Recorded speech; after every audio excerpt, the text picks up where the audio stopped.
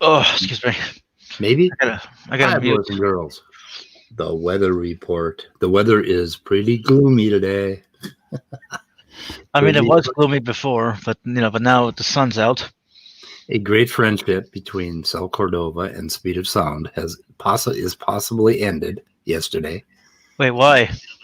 Well, there are a couple of things that we'll get into, but Wait, remember me who Sal is? Sal is? Is he a creationist? Sal Cordova is a creationist, yeah, and he works Okay. for John Sanford, and he's wicked detailed, and he's smarter than the average creationist. And I mean, that's not saying much. that makes him pretty dangerous. No, I know. I'm just. Go ahead. It's your stream. But anyways, Sal finds these little nuggets, and he drills into them. And there was a nugget that apparently he had 15 years ago about the racemization or chirality of amino acids. You know how it degrades over time. And there were a whole bunch of threads pushing back on him 15 years ago. Well, recently he got revived. And Sal's done several shows on it. I mentioned it yesterday. And what happened is I got on his stream and I asked him for, prefacing that, I got on the stream the day before and I was cooking. So I had my cell phone. So I actually used my real name, to make a couple comments. And, and I'm not trying to hide my name too much. But I do not want anybody out there using my fucking name over and over again in videos or referring to me anywhere. Call me Speed of Sound. For one thing, everybody knows me as Speed of Sound. So fucking stop doing that. I don't care if you know who I am. Just don't fucking use it. Or else I'm going to go and dox all you motherfuckers. Every single last one of you. And I'm going to do you in batches. So anyway, a little irritated maybe. So, okay, so he did a stream and he showed this spreadsheet where he used some formula in an Excel spreadsheet and he did some random numbers. And all I did was ask him for a spreadsheet because I wanted to see how he set it up because there are 3 variables in the thing and I wasn't sure what he was using for the other 2 variables. Well, he staunchly refused to do that. And apparently he refused to do that. I can show you why he refused to do that, I guess. Let's see. Let me see. I believe it was when I sent this email out that he got a little pissed off at me. I invited him to StreamYard and I named the email Kicking Sal's Ass. And apparently he took exception to that. I wasn't being, I poke fun at him all the time. And I've been talking about kicking his ass ever since I met him because every time we get into the details, I kick his ass, right? Maybe he's just like moody, maybe, yeah. No, that you could kid around with one day, and then the next day they would get upset at everything you did. Right. So anyway, he refused to give me the spreadsheet. He said, "Go do it yourself." And it's like, that's not what I wanted. I didn't want to go and do something myself. I wanted to see what he did because he got this spreadsheet with, basically a line looking like that, which he claimed looked the same as the data that they got when they did fossils. And he used random numbers. So he used random time, but I'm not sure what the fuck he was doing with this spreadsheet. So anyway, so last night he did a 3-minute video and he started out with my fucking full name instead of Speed of Sound. And I took, I kind of took exception to that. And then he went ahead and he gave me the formula and I went ahead and run it into Python. And it turns out to be about 5 lines of Python to create that graph. It's a log graph and you can't see the values because they're too tiny. But anyway, so I did that. And then he went on John Maddox's channel and again used my name. And let's see here. I have to remember to unmute sites now because did you notice I didn't start up with echoing this time? Because Top Dog. Yeah. I did not hear any echoing. So so him using your full name, would you consider that passive aggression or aggression? Well, no, I think it was aggressive. It was like a punch in the face. Yeah. And I don't know why he suddenly started doing it, other than that he wanted to punch me in the face. But he emailed me and he said he didn't realize that I was offended because I used it on a site the other day. And I'm like, and I said, no, I am offended. Well, then he took the video down and he apparently changed it to speed of sound. But then the fucking crazy thing is, the crazy thing is, oh, where the hell is it here? I'm trying to find the right, I gotta put my headphones on. So then when he hears about it, that he heard that I'm upset about it, right? Let me switch sound.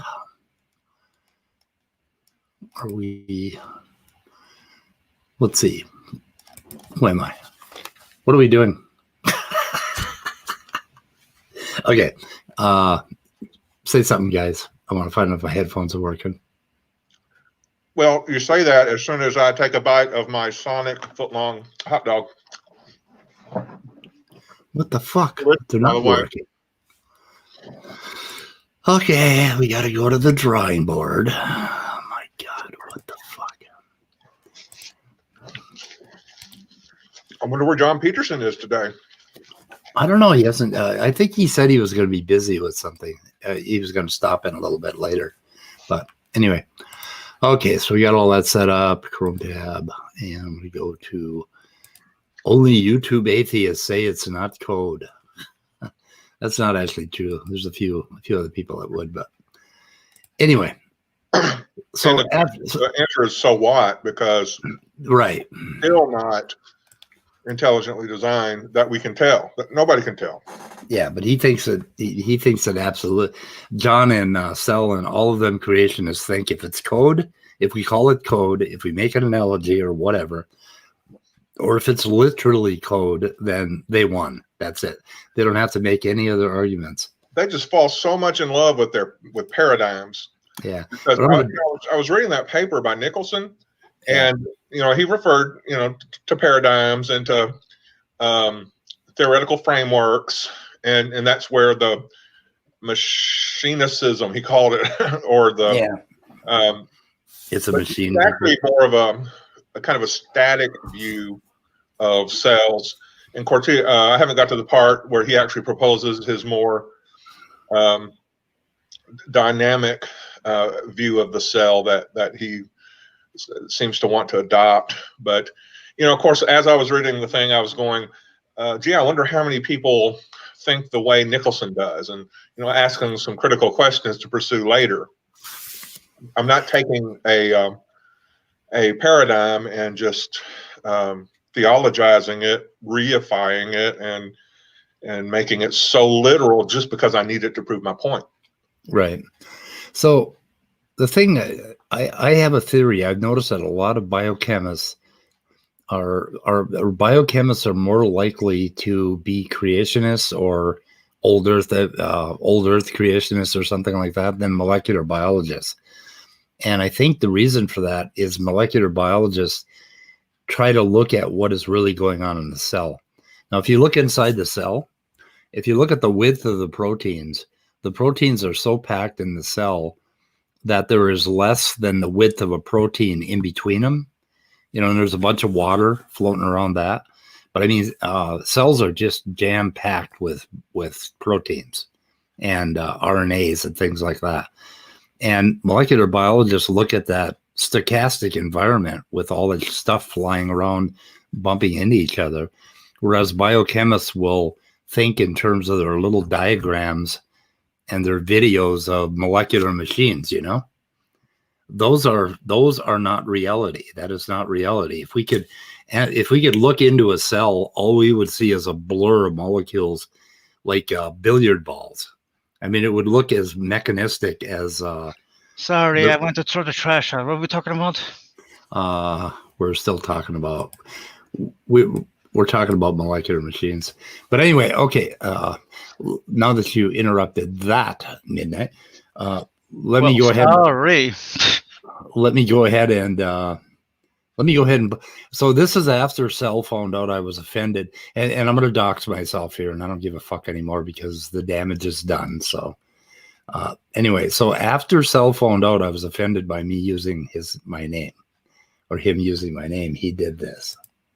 Well worth I'm going to take it down temporarily because SpeedOfSound complained that I used his real name. I'm just like, well, Wait he a came minute. on my channel as Mike Bruzenak, but I'm not going to give him an opportunity. You see what he did? Did you catch that? Is anybody there? Have I lost everybody? Oh no. What's going on? You talking to me? Oh, I was. Yeah. Did No, sorry, I muted. You were talking, so I didn't I want to was interrupt. reading, I was reading some of the live chat. I really should avoid that. okay, did you catch what he said? That he started out on his show as Michael. No, he mentioned my whole name again. I explained. Yeah, he said There you go. Passive aggression. I think it's just all passive aggression with him. Yeah. And it's just, I don't know, but they're pretty pissed off at me. It's a way of saying F you without saying F you. I guess so. The Lord has really provided, despite ourselves, to help It's ironic that it's now measured that we're getting dumber.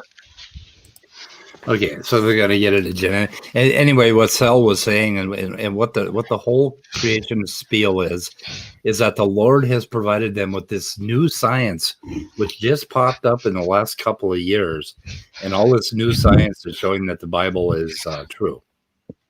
That's their whole fucking thing. Well, that's kind of a trick that just about every creationist I've ever heard from uses. Yep. And then, oh shit! I did not do the beginning of this, where they were going. Well, let's see what he says here again. I think they go on about me. Well worth it. I'm going to take it down temporarily because SpeedOfSound complained that I used his real name. I'm just like, well, you came on my channel as Mike Bruzenak, but I'm not going to give him an opportunity. I'm not going to dox you, So but I'm going to take his it down name is. temporarily. I'm going to redo it just in deference to him, but he and I are done. Well, You know, unless he's going to seriously just try to recapitulate the plot with what I've given him, he's not worth my time. Yeah, the plot. Trouble in Paradise. You two were Oh, so yeah. close. You two were so close. You were gonna get married. I know, we were such good friends. I loved him. I loved Sal. He broke By the up way- with me just by like the with way- Angela. By the way, when you say Sal, it sounds like you're saying Cell. Just saying. Yeah, well, same thing. Not really. I think so. Oh, let's see here. So, I don't know if you can see this. Oh, what the fuck? Hold on, I'm going to make that bigger. Yeah, because I'm blind. Okay. So, Cell's random. So, this is it. This is the code that I'm supposed to verify right here. It starts here. This is all the code for what he did that I'm supposed to verify. And what I verified is yep, you put random numbers in there. You see, you pick random fucking time, and then Cell worked out this equation, and I'm not sure, and I don't know shit about rates, to tell you the truth. The last time I looked at it, I was 24 years old. Jupiter. Let's see. Def KOT. Yeah. Da-da-da-da. Yeah, I'm defining his formula up here. So this is Cell's formula, and then I'm using it right here. I'm creating a random list of numbers from 2,000 to 2 million, and then now the thing that blew me away is, like, here's what I was looking for. He used a DL ratio, which is the right to left. Yeah, right to left. Of 0.56, he fixed it, and this 0.14 is it's a fudge factor for laboratories, because some laboratories they're testing apparently is like off by a certain amount. It's called C lab or something. Anyway, but what the fuck this is?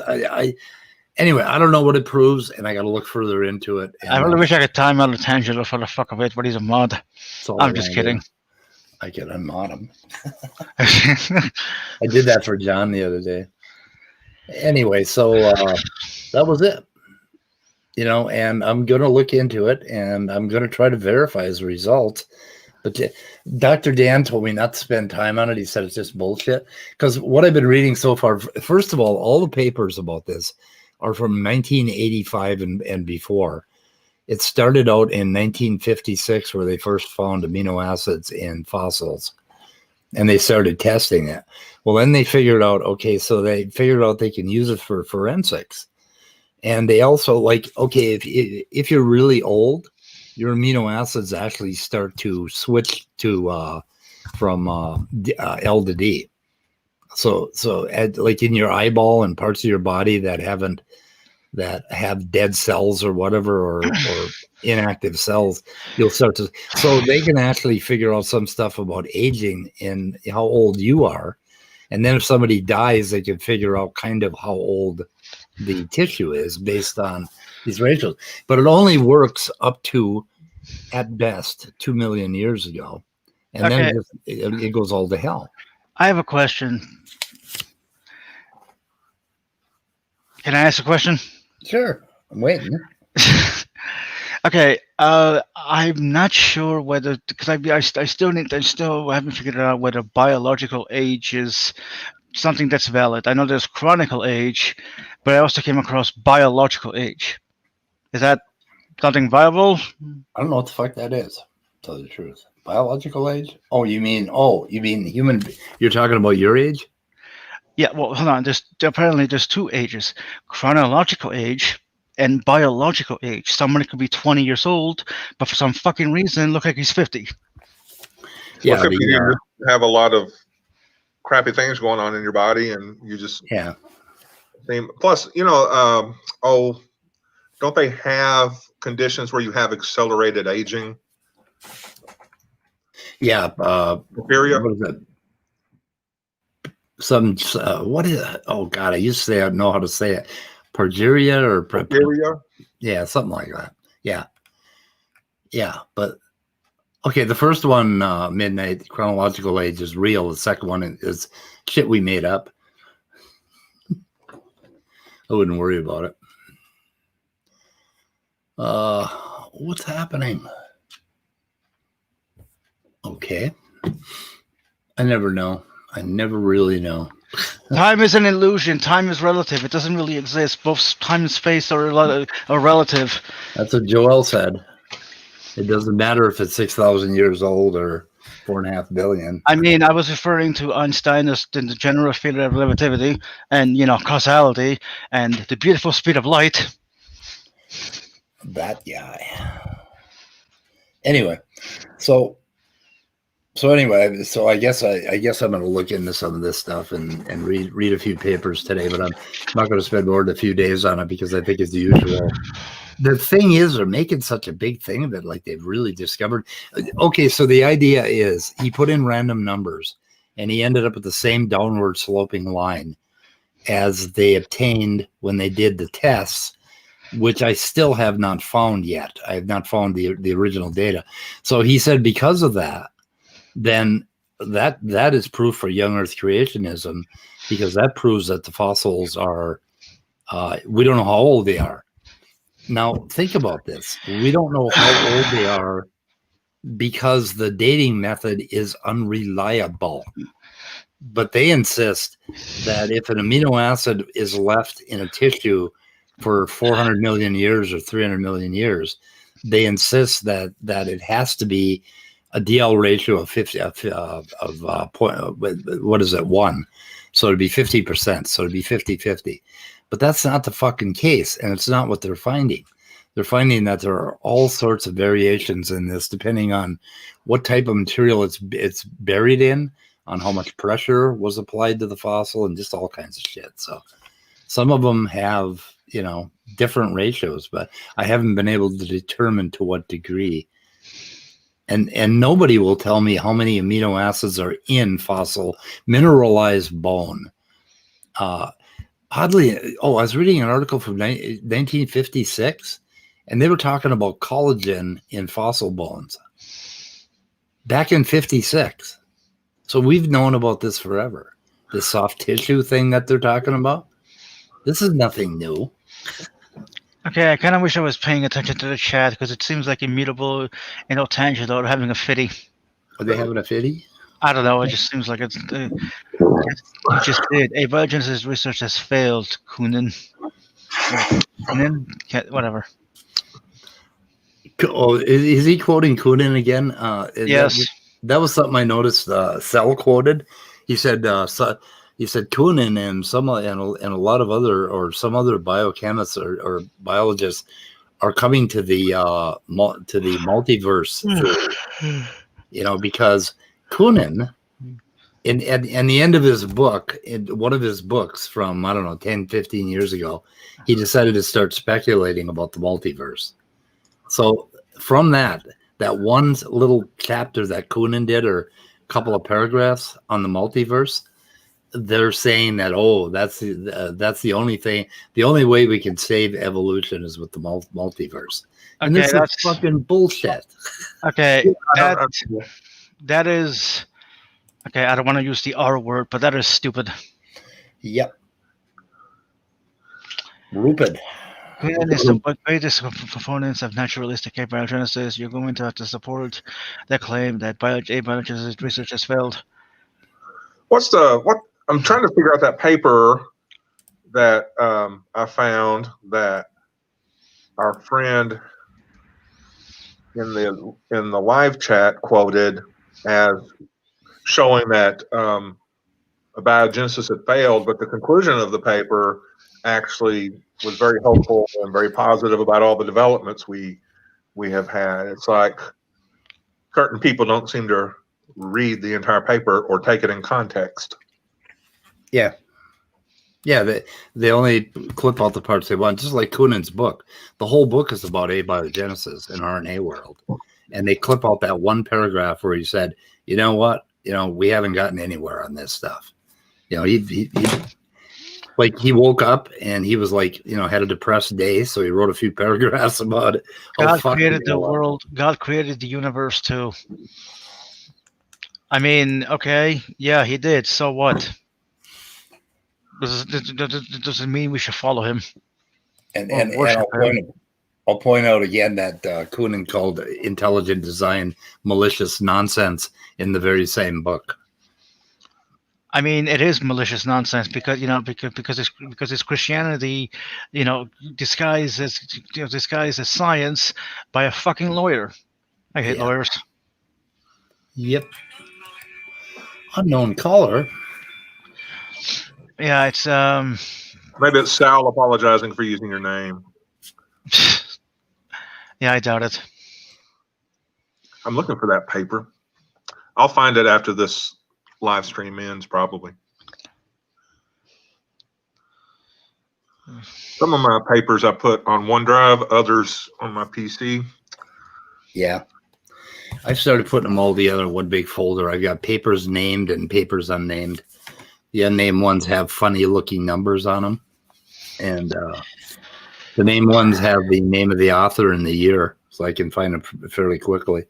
But I've got about 2,000 papers now, which I think I'm gonna share with the atheist crowd. I don't think I'm gonna share it with these guys, those other guys. I mean, why would you? They're dishonest. They're well, they won't even give me a link to the papers. Why the fuck should I share anything with them? I mean, true. I'm fucking done. I mean, I'm done with these assholes.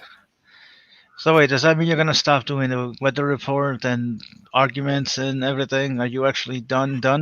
No, I think we're gonna on the weather report. We're gonna hit a little more AIG and Ken Ham and that Reeves, David Reeves, is it? Ministries. Who's David Reeves? Is it David Reeves? Let me see. Let me go to I have a special Creatard email folder. I don't know why I named it that. I'm not sure where that name came from or what it means. Oh, what is his name? Oh, we got Ken Ham, we got Creation Com Daily, we got Answers in Genesis, Center for Science. David Rives. Answers, History, Patterns, and More. Creation Proclaims. And they're all selling stuff constantly. Discovery Institute, I get mails from them. Yeah. Yeah. Oh yeah, they're donation seeking entities. Yep. They are. Yeah, there's just a lot of stuff that they send every day. I get about 4 or 5 a day. Empty out the kids' college fund. Send it to us. Yep. Every month I get accident facts. Oh, no. Okay. I see Danny. Nope. No, Danny. Nope. Now, don't be mean to Danny. Come on, Midnight. Be nice to Danny. Danny's our resident philosopher. That's right. I mean, I thought Nicola was your resident philosopher. Wow. Well, I think there can be more than one philosopher. You need more than one philosopher so that they can fight with each other. Yeah, and then we can just kind of listen in. Yeah. Okay, fine. Invite him. I promise not to be mean. Danny's a great guy. He does require some bandwidth. Yeah. Yeah, No, why did you put the link in the chat? No, Antangelo's gonna come too. No, but Otangelo's not getting into it. Okay, Jesus Christ, look at this. Page 351. That is the only page of that fucking book that you read, Otangelo. And it's like, oh my God. And guess what? I mean, hold on. You're assuming he read the page. Guess what?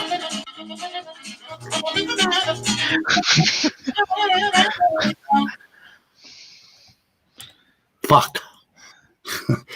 That same page. That's the one where he goes on about the multiverse. So if Otangelo is the Benny Hill of creationism, who's that little skinny bald old man of creationism? Skinny little bald old man. Yeah, he always had Benny Hill always had that little skinny old man in his skits. John Sanford? Maybe. I don't know. Ken Ham? I don't know. See, I'm not in this to know all the creationists. I'm in this because of access to all sorts of PhDs like Dr. Dan, and Demeter, and other folks who are very well studied and very knowledgeable, so that I may learn about abiogenesis. Danny's on here twice. Which I'm multiplying, boys. I told you he takes up bandwidth. I'm not saying that's bad, Danny. I'm just saying there's a certain information flow and words and stuff that come whenever you show up that we just need to be prepared for. Okay, if I kick one of you from the studio, will the other one get kicked? I think that the other one's been pre-kicked.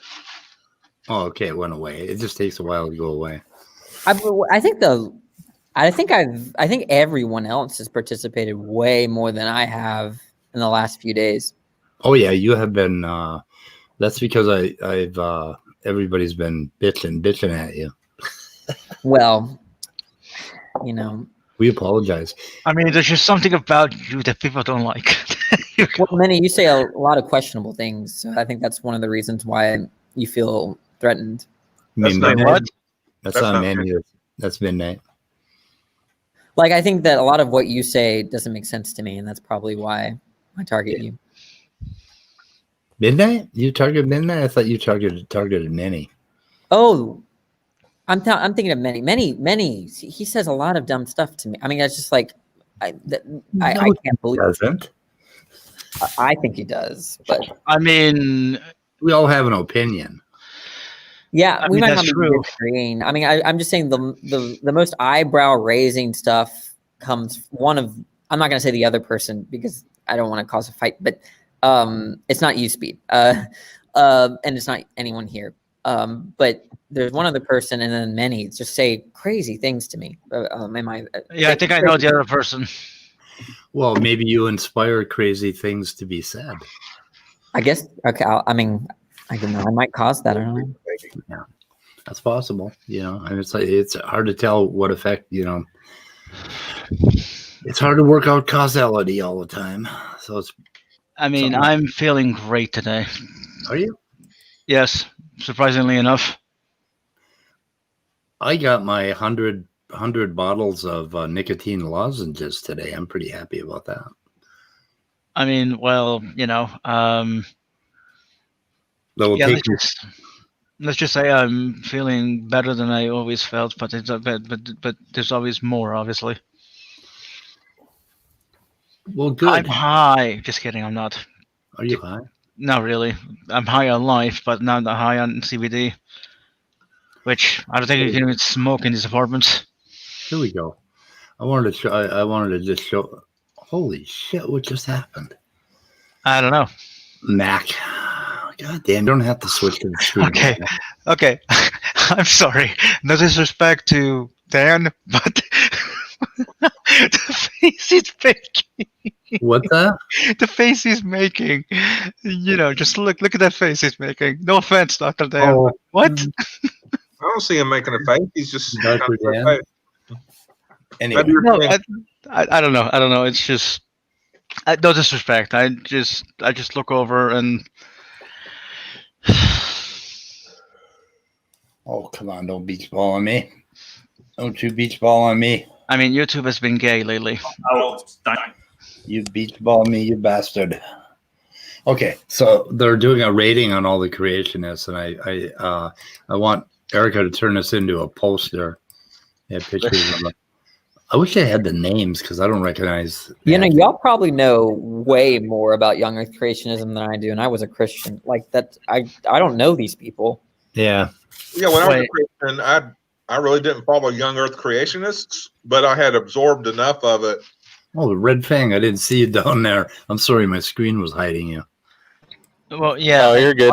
Why are you still showing Tangelo's comment? I don't know. Seriously. Seriously, what's wrong with me? I don't know.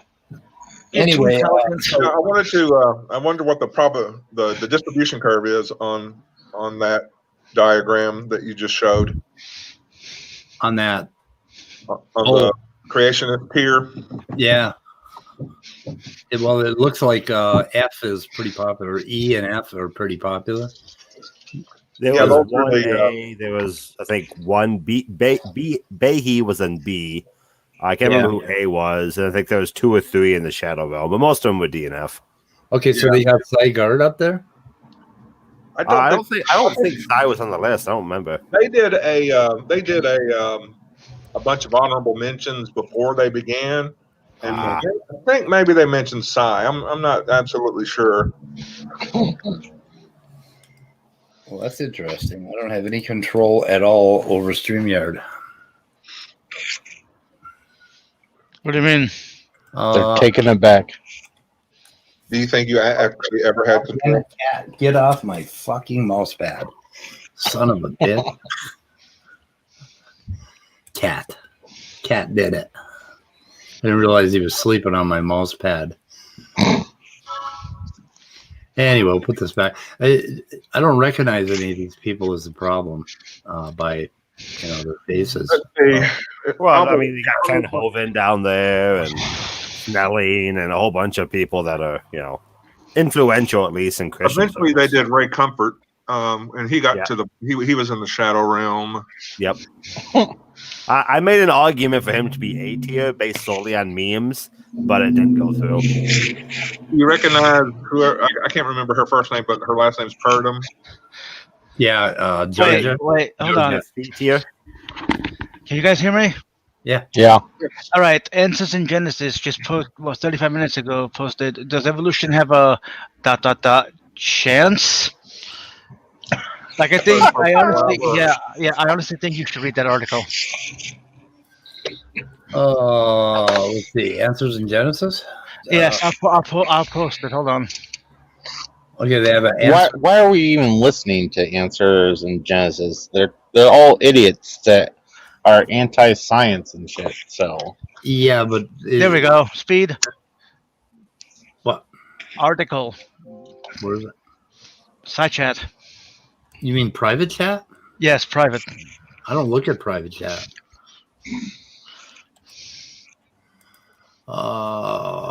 You have a wrench to it. I'm not principled. Okay, does evolution have it? I don't think it does. I mean, with all the new discoveries they made about code and machines and factories. I know, man. Does evolution have what? What's the question? Does Does evolution have a ... chance? What is it? I didn't. I just came. I went and got my kolache, so I have no context. Well, you did the right thing, Danny.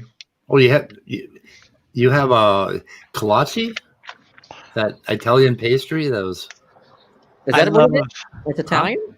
I think so. Yeah. Yeah, I love the image, the header they picked, the monkey typing on a typewriter. Yep, that's pretty intelligent right there. Yep. Good choice. One has only to contemplate the magnitude of the task to concede that the spontaneous generation of living. Who the hell is this asshole? Some Nobel laureate. Yeah. It sounds like he's got the God bug. What is he? What? Who is this guy? They just quote mine. Okay. Oh, Physiology and Medicine in 1967. He was born in 1906. Wald discovered vitamin A. Or no, that was a component of the retina. That's what he discovered. And seen here with his loving wife of 95 years kissing him. He died in Cambridge, Massachusetts, so we can safely ignore him for now. He dead. Let's see here. What does he say? Okay, they don't say anything about his religion here, but I don't know what the hell. So, okay, they got a nice quote from him.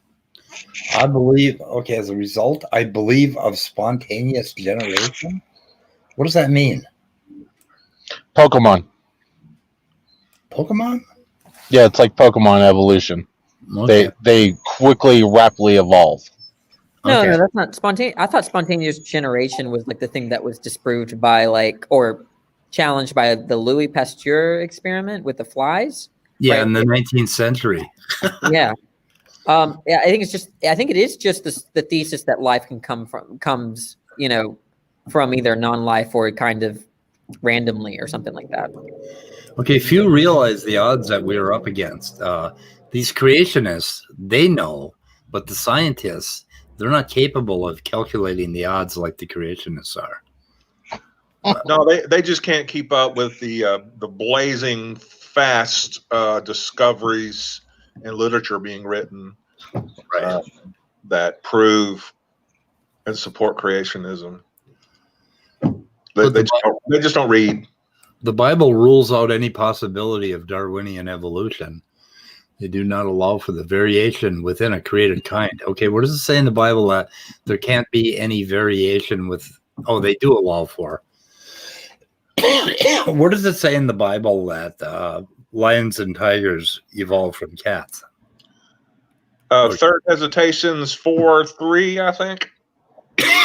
What does it say? Lions and tigers evolved from cats. Really? Oh, third what? Wait, what was it? Third Hesitations. Third Hesitations. Okay. 4:3, yeah. Okay, thank you. Good to have a biblical scholar on board. I try to help. I try to be of service to humanity. We fucking. Oh, okay. Here the. Okay. Make sure you buy the Sam's Choice Bible. Sam's Choice. Okay, people holding the evolution would argue that random chance events, which we never use that word or that phrase, random chance events, natural selection, yep, and billions of years are sufficient. No, we never say that either. You got to know a hell of a lot more about the subject than billions of years of natural selection. And since they're referring to people holding to a viewpoint not their own, why is there not a footnote or a hyperlink? Right. That's where it shows people not holding to a viewpoint that they share, saying this stuff. Yep. No citation. So, do you believe in magic now? Why? I believe in magic. Danny, can you help me? Sorry. About what magic is? Did you want to sing the whole chorus, Scott, or was were you enjoying it? Nope. I can pull up the lyrics and sing it, but yeah, I figured that was about all you could take of me singing. Okay, when you tell them that they believe in magic, they get all really pissed off about it. So why do you think they get so pissed off when we say they believe in magic? Because what else would you call something that creates with words but magic? Isn't that like an incantation? Well, What? I mean, are you? So there's a lot you're asking. Are you asking? The first question is why do they get upset? Right? Yeah. Yeah. Well, I think there's this strong correlation between magic and sorcery is condemned in the Bible. Yeah. And that's the first issue, right? Okay. So we have two different brands of magic that they're talking about. We have the god magic and what man magic. Right. Can I I'm just also ask a question, psychologizing. Danny? I'm just psychologizing right now, so I'm kind of just it's just speculation. But I think that's one thing is that magic is considered to be condemned, and it's Yeah, but Jesus did magic, so how could they condemn it? well. I think the idea is that sorcery and magic are somewhat demonic, right? So they're so anything that's like generated by like anything that's I guess non-natural, that's not of God, right? Or his host, heavenly host. I think that's typically what's referred to as like sorcery. It's holy magic. Okay, It's so white magic. basically God can do it, but nobody else. Otherwise, it's called sorcery, unless it's Jesus. Well, the word for magic in I think in the New Testament, I'm not so sure for the Old, is the word for the pharmakia, I think, right? So it had to do with drug use as well, like trying to Yeah, putting potions together and herbs and things like yeah. that. So Nature religions, in fact, probably. yeah. So I think The pagans would do that. Yeah. It was magic and pagan, kind of went hand in hand. But like I think that that's one of the reasons why they get upset. So when they're talking about God's power, they want to distinguish that from what's going on when people try to communicate with other spirits or demonic forces or something like that. Yeah. Here's a question for you, Danny. In philosophy, are very many words used to try to define magic in any kind of philosophical sense? Magic is not commonly addressed in philosophy. Actually, it's almost thoroughly kind of dismissed as a term. Otherwise, it's reduced to something like non-natural, right? Yeah. It's actually kind of ambiguous what people mean by the word. Some people think that magic refers to like that which violates the laws of nature. But I would think that like certain tribes, like of indigenous people, like in North America and other places, they use what we would be calling, I think, forms of magic, but it's not in any kind of trivial sense. It's about obtaining the forces of nature in your favor, and in many ways it can be wholesome. It's there's healing through magic. I'm not saying it's real. I'm just saying that people have conceptions of magic that are not, is the word salacious, or not negative. Let's just say negative, because I don't have a very good command of I think but the problem with like the word magic is that if you want to analyze what we mean by it, it's inevitably going to get into the distinction between something that's natural and something that's not, and that is a very difficult question. It's something that's far from settled in metaphysics. Like even like I mean, it's just a very difficult question. People mean different things by naturalism nowadays. Like there's like McDowell's naturalism, which is just really weird. So it's gonna boil down to that dialectic or that discussion. And I would think too that practitioners, shamans, and people of the modern day who engage in such practices would hate to hear the word magic being applied to it. Yeah, I don't know. I'm not so sure. Yeah, so it's become a bad word to say magic. So I think so. I think it's kind of So basically, that's what they're saying here is they're doing this bullshit. Yeah, they're doing. Yeah, I think so. Right? They're saying that if you they equate it to like people in like Vegas, like magicians in Vegas. Yeah, like it's just sleight of hand. There's actually that's a good point, Speed, because a lot of Christian apologists use that word against atheists, and atheists use that word against. It's completely like it's an insult, right? And so, You're an atheist. You believe that the universe came from nothing. Well, that might as well be magic, right? And Yeah. then if you think God created the universe? Well, you believe in magic, right? It's just like it's not a serious term in the literature. It really isn't, you know. Well, okay, I would like to add that when Christians say that they're using a straw man because the universe didn't come from nothing, they're just misunderstanding the research. Well, there's some people that think the universe had a beginning but didn't have a cause. The Well, I truth think- is, hang on. The truth Sure. is, we don't know where the universe. Oh, Sorry. okay, so that implies that nobody really believes in magic. That Right. if you believe in magic, then you're dumb because magic doesn't work. And if Thanks for somebody's interrupting magic me. is magic, you're insulted. But here's what I want to point out about like the supernatural. Okay, magic is when Great TV show. magic is when somebody intends for something to be a certain way. Like I intend to cure your cancer, or I intend to create wine out of this water. So it's a human making something with his mind. Well, I think Okay. that's a necessary condition, but like I intend to lift my arm, and most people are not going to say that's magic, right? Right. Measuring or a crucial Okay, but that kind of goes down factor another, against evolution. Interesting. that goes down another avenue, Danny. What I'm saying is that most people think magic is some human inciting or incantations and saying things and dancing around the fire or doing things or using herbs in a certain way to create something. So anyway, that is one brand of magic. Yeah, I think that what your point summarizes too is that it may not really refer to a particular concept so much as like events, right?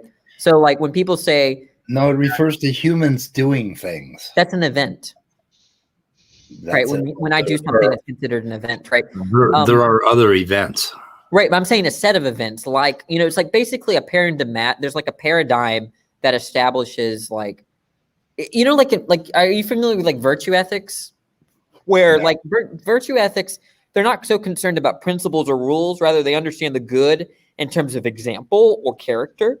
So what is good is namely what's exemplary of, or a kind of like there's like it's like a process, a set of events. So maybe it's something like that where like magic doesn't refer to a specific proposition or set of propositions. It just refers to these kinds of events that are like very anomalies, right? And that we don't know how to explain. Or something like that. But for most people, it's not just that. It is anomalies that are caused by an intending mind of some sort. Yeah, I think you're right. Yeah, that's okay. Now there's a difference, and I've explained this. Like if I go into my bathroom and all of a sudden green is blue, and and everything is off, and the air doesn't work, and I choke to death immediately because the universe is different. That would be something else. Now, another kind of magic is if a rhinoceros or say a whale appeared. Is it a whale? Yeah, appeared in the atmosphere all of a sudden, 10 miles up and started falling. So all of a sudden, this whale appears, and it just appears out of nowhere. Now, that is a intermediate kind of the kind when I go in my bathroom, because for a whale to appear, a whole lot of mechanistic things would have had to have happened all at the same time in a particular space to make a thing that we humans would recognize as a thing happen. So that is also a humanistic kind of magic, to think that something could suddenly pop up. But what they believe in the Bible is that God, all of a sudden created these herds of elephant. Now, think about it. If you were there when God created all the elephants, the elephant kind, what would that look like? What would it be like if you were standing there and God suddenly created a herd of elephants? Is this Genesis chapter 1 or Genesis chapter 2? I'm not. That's when I quit reading the Bible, when I went from 1 to 2, and I'm like, wait a minute, you're starting the story over again. What the fuck? But didn't Mark Twain write in one of his books kind of describe something similar? I can't remember. Oh, yeah. What am I thinking? I read it a long time ago, but I think he talked about like animals popping up out of the ground and stuff. Yeah, and isn't there some children's book where this tiger swirls around and turns into butter or something like that, or I don't know. What am I thinking of? Some cartoon from like the 50s and 60s or 70s. Let me see if Professor Google is in. Professor Google? Oh, Professor Google. Anyway, so the problem I have with magic is it's always just an extension of people thinking about using tools. It's tool using apes. We think so much in terms of tool using apes and being able to do things with our hands that it's difficult for us to think beyond that. So I have a problem with that. Anyway, so let's back to the article here. Do you believe in magic? Okay. I believe in magic. Leo Phileas just appeared. So did you know that the odds of rolling 6 10 times in a row is the same as the odds of rolling any random sequence of dice? Basically. Well, Speed, I want to say I believe in magic and its friendship. Ah.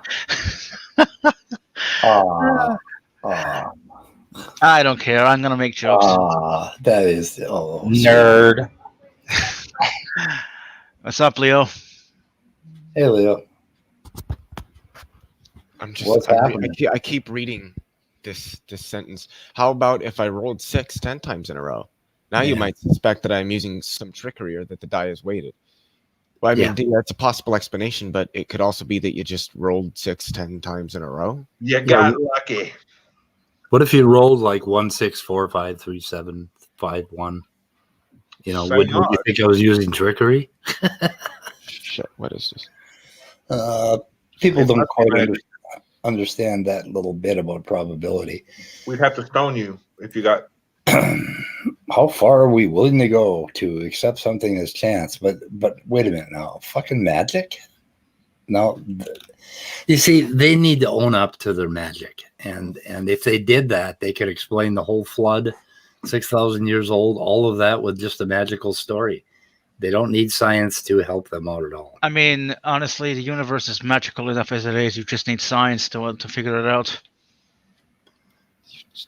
Yeah, so Andrew, come on in. What the hell? Yeah, are you reading the chat? All right, Speed, cool. I am. Andrew was on John, was listening to John last night, and he was arguing with people in chat. And I just wanted to know about his experience. Okay, credulity factor against evolution. So yeah, you guys are incredulous. We know that. What else? Did they ever say anything? Now they're going to go on and what are they going to do here? Show us a bunch of alpha helices, which are absolutely something that isn't that difficult to make.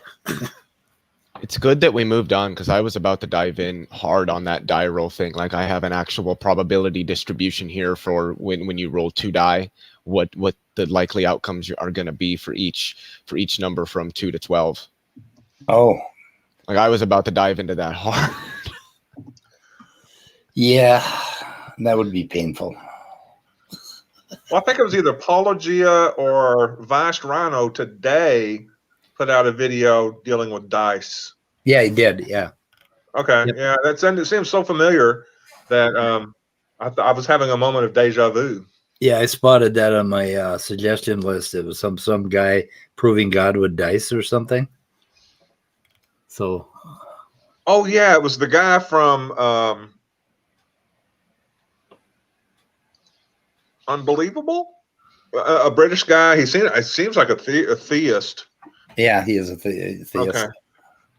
So anyway, it was very interesting. I insist, Andrew. So Andrew's going to come in and tell us about his experiences, his travels. His travels into deep Maddox territory. Is he a theist? Wow. Andrew? No.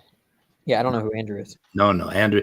Yeah, a rational empiricist. He's been in here. Oh, okay. He changed his. Yeah, you have not knowing who is whom. Who is Red Fang? I don't think we've been introduced, sir.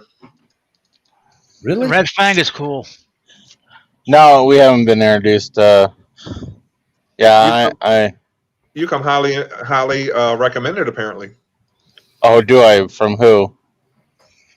A couple of people just called you cool right here on this broadcast. Okay. I was like, oh, what bad things have Christians said about me? How can a red fang be? I mean, to be fair, my opinion doesn't really count because I'm a Nazi. Yep. I think red fang would imply that he's hot. I don't know. Is Somebody's somebody microwave is going off. Somebody needs to check their food. Okay. I have a fantasy. One day I'm going to shoot my fucking microwave. After you heat something, and if you're doing something and you can't get to the microwave, it will just keep beeping every minute. And one day I'm going to go in and unload my 45 on it. Sorry, that was me. It was telling me to get my seatbelt on. Oh, God damn it! You should. Nah, yeah, just kidding. Yeah. Put it on. Seatbelts, masks. It's just all bullshit. They're just trying to control us. I do wear a mask though. They want to keep us. They just want to keep us in our car seat. You know, like if there's an accident, the last place you want to be is inside your car. And if you wear a seatbelt, you're going to stay inside your car. Whereas if you're not wearing a seatbelt, you will be launched at 70 miles an hour through your windshield and out of your car, where it's safe, where there is no car accident. You see my logic? Okay. So don't wear seatbelts, man. It's just I'm trying to fucking control you and kill you. It's just bad shit. Okay, so what else? Pond account. They're not saying anything in this piece of shit. I mean, is this even worth looking at? 6th, proteins without protection of the cell membrane would disintegrate in water. You know, I don't know about that. Depends on the pH of the water, I think. But Immutable could help us with that if he's lurking around somewhere, right? Hey, Andrew, so what did you think of Maddox's stream last night? Or were you paying attention? Yeah, I know he was talking about codes and stuff.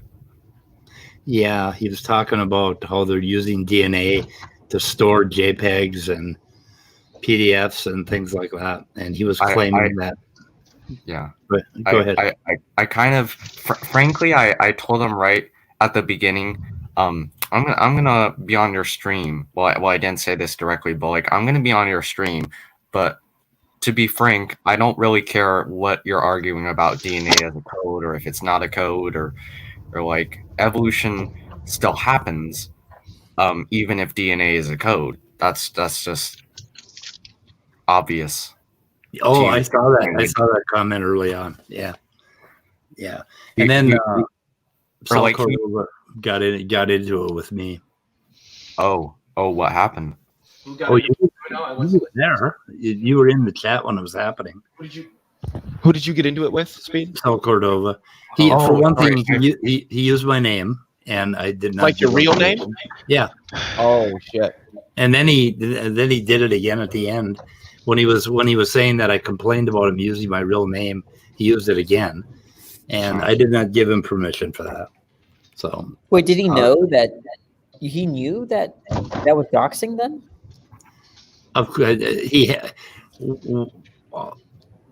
He doesn't know what doxing is. I mean, for Christ's sake. No. I think Dan. Wait, go finish. Never mind. Finish. Okay. I mean, I came onto one of his chats as Mike Brusnak, and for a few people, I admitted I was SpeedOfSound, and I've doxed myself, but that doesn't mean everybody can start using my fucking name. Right? Yeah, absolutely. Right. But I think Leo interpreted me correctly because I think he may not know what the point is that he knew that he was giving personal information against the will of the person that he's kind of. Yeah, that's what I was going to say. That's what I thought Danny's question was. Yeah, that was the right interpretation. No, that he was giving out your name against your will and without your permission. Yeah. I don't know. Can you assault somebody without knowing you're assaulting them? No. But that's what he did. It was assault. Oh, well, it felt like that's pretty horrible if he did that. I mean, it literally felt like a punch in the guts when he used my name. All over my fucking pants, Cat. Really? For fuck's sake. What did the cat do all over your pants? Sneezed all over my fucking pants. At least she didn't puke. Are you sure he wasn't humping your leg? Well, she's female, so she doesn't do that. Oh, Anyway, it's been fun, guys, but I got to go pick up my niece, get some beer, and then pick up my niece. So I will. Wait a minute, get some beer and pick up your niece. Okay. Not on. This is a family friendly show. Yeah, well, I have to have something to drink while I'm driving, don't you know? Okay. Wow, that's a joke. For those that are going to try to take it too far, that's a fucking joke. I don't drink and drive because I have an IQ over 100. And your niece just aggravates the fuck out of you unless you drive. She's actually. I've known I've known intelligent people who drink. So well, yeah, but but drink and drive is a little different. But fair enough. I don't know. I just can't put my nieces together with me picking up some beer. Sorry. Well, I'm picking it up before I pick her up. So okay. Anyways, you're gonna drink it. Yeah, you are going to drink it before you pick her up. That's good. No. Pick up the beer, then pick her up, then come back home, then start drinking. Okay, Leo. Alrighty, I'm out of here. Peace. Order of operations. Yeah, we straightened that out. Anyway, so what were you getting into it in chat about? Me? Yeah, Andrew. Yeah, or give me 1 sec. I'm just responding to something Lena said. Oh, where is she? She is in the chat. Okay, what is based on most common recent ancestry?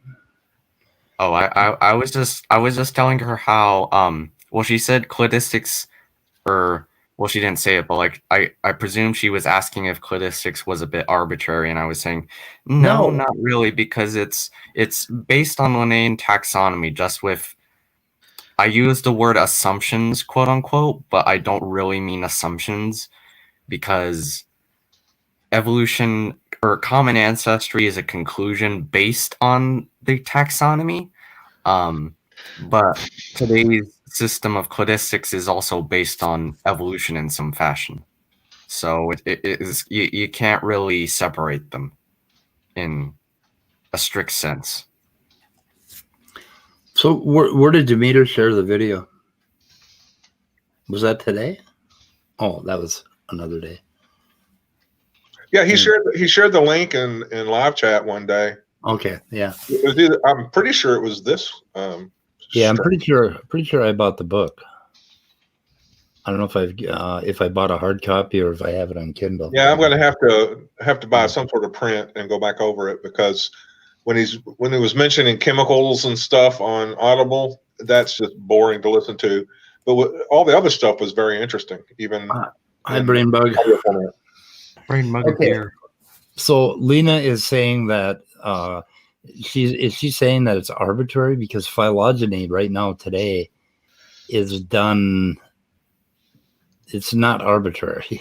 I mean, use the fossil record as much as we can, but we use a whole lot of genetics right now. Right. Today's generally cladistics today is based on molecular data, and the molecular data is assessed using computer-assisted algorithms, and of course, algorithms aren't that subjective. Yeah, Linnaean taxonomy was done based on phenotypes and different characteristics of organisms and classifying and putting them together. But now we're finding the same relationship in the molecules. So that's which is why great it's called support. a twin-nested hierarchy. Yeah, and that's great support. And the other thing that we're finding with the thing about the molecular phylogeny is that we don't use we're not using the parts of the genome that are highly conserved. We're using the parts that don't really care. They vary a lot. Right. So that we can go back and say, okay, so we're using parts that don't necessarily have a function based on their sequence. And because of that, we could ask the question, why did God make this set of mistakes here? And then going back a little bit and stepping down, he made a different set of mistakes with this other organism. It just doesn't make sense for creation. And they never address that. Yeah. Go ahead. Yeah. I would also say that we know that these algorithms work because I actually learned this from Dr. Dan the other day, that there have been experiments, I think it was in the 90s, where a set of viruses, I believe, was bred in a lab, and it kind of tracked the distribution of traits over time. And then they plug those traits into the algorithm and say, okay, we have the phylogeny because we tracked out how they split off from each other over time. Now, from the characters, can these algorithms we've come up with an accurate tree? And of course they did. So based on experiments like that, and based on the fact that we can do the same thing with other kind of organisms, phylogenetic algorithms are not arbitrary. Yeah, that's one point I'd want to make. How old are you again, Andrew? 17. I've lost track of time at this point. Well, no, I asked because you're highly intelligent. Go on. Oh, thank you. When are you going to be 18? July. Oh, cool. Okay. Wasted years of my youth. Yeah. July 3003. If there is a July. Yeah. So I think. What does that mean? I just said that you sound very optimistic there. Me? Oh, me? Yeah, I'm optimistic about fascism. Some guy said that something about Trump being president. Trump is president indeterminately, or for an indeterminate time. I think he was kind of saying Trump is going to be the dictator forever now. He's good. Wait, are they saying Trump has become a quantum particle? Trump's going to be king. Yeah, he's going to be. Okay, you really shouldn't listen to people like that. It's just fucking fear tactics at this fucking point. I know my son sent it to me, but we should definitely keep an eye on people like that for the next 10 days. Yeah. And the FBI is taking them very fucking seriously. They're tracking every one of those motherfuckers. Like Trump supporters wanted attention. They got it. Well, we'll see what they do on the 17th. Yeah. What do they plan? The 17th? Oh, anyway. 16th through the 21st, they're planning on taking over all the Capitol buildings in all 50 states. Jesus Christ. Hey guys, Lena apparently isn't going to be talking to me now since I'm under 18. What? What? Lena is a firecracker. Maybe I shouldn't. Maybe I'm sure. Maybe I shouldn't have asked you live. Yeah. That's not exactly. It was going to come out at some point. Yeah. Talking to Andrew about genetics is not exactly the same as a molestation, right? Right. I mean, what the hell? No, but apparently. As long as we avoid those topics, we should be fine. Wait, what state are you from? And if that's not doxing, if you're uncomfortable, don't answer. But oh, me? Yeah. I'm in Pacific time right now, so California. Yeah. Isn't the age of consent there 18 or 17? Okay. You know what? Forget I brought it up. Okay. Age of consent in California is 17. Well, wait a minute. I was just commenting on his intelligence. Forget I brought it up. Move on. Good job, Midnight. Fuck you. What is the age of consent in California for joining Speed! StreamYard? Stop! For joining StreamYard. What is the age of consent for joining StreamYard? Okay, move on. I regret asking. Fuck. Well, so you mentioned the chat I was in earlier, Speed. I think I met another Kent Hovind. Oh, Good God. segue, Andrew. Okay. They're multiplying. Great. Yes, that's what I was thinking. They're multiplying. Who was he? What was his handle? His or the name he was going by was Pigs Can Fly, or Can't Fly. I can't remember which. Something like that. Oh yeah, okay. Him. Did you see that name in there too? Yes. He's actually pretty nice though. Isn't Kent Hovind kind of a brute or a bully? Well, like I strictly in terms of ideas, I should specify that. Wait, which? So he's an idiot like Ken Ham. Are there a subset of creationists that don't agree with Kinham's views? Yeah, I think so. Young Earth creationists? Yeah, young Earth creationists are all over the place. Okay, so they okay. I thought they would agree on like all the evidence for young Earth Oh creation. no. Interesting.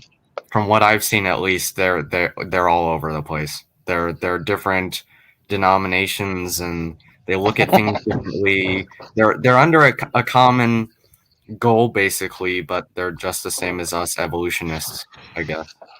Cool. Okay, Pace Kid Fly says, "Tell him, John." I've got all the quotes or the chat. Oh no. I do. Like somebody said, I didn't know you were watching. Oh, that was Stupid Horror Energy said yesterday. Now that she knows I'm watching the chats. Uh-oh. But yeah, I'm watching the chats. Like you want to know how I know that he was a duplicate Kent Hovind? Yeah.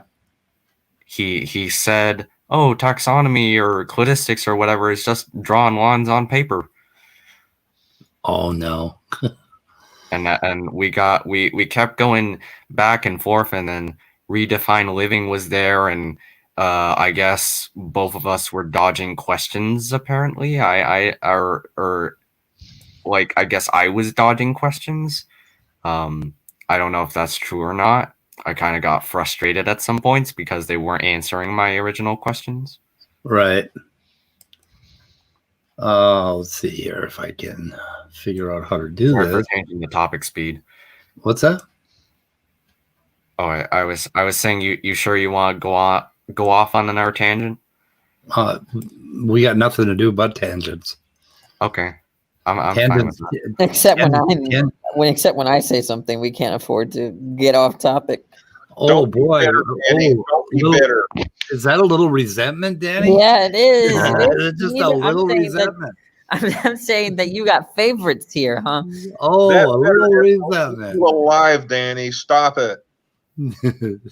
Oh, wait, what? I was kidding. Oh well. Okay, everybody, Danny, everybody loves you. Yeah, really. You're Except fun, when Danny. they don't. No, come on now.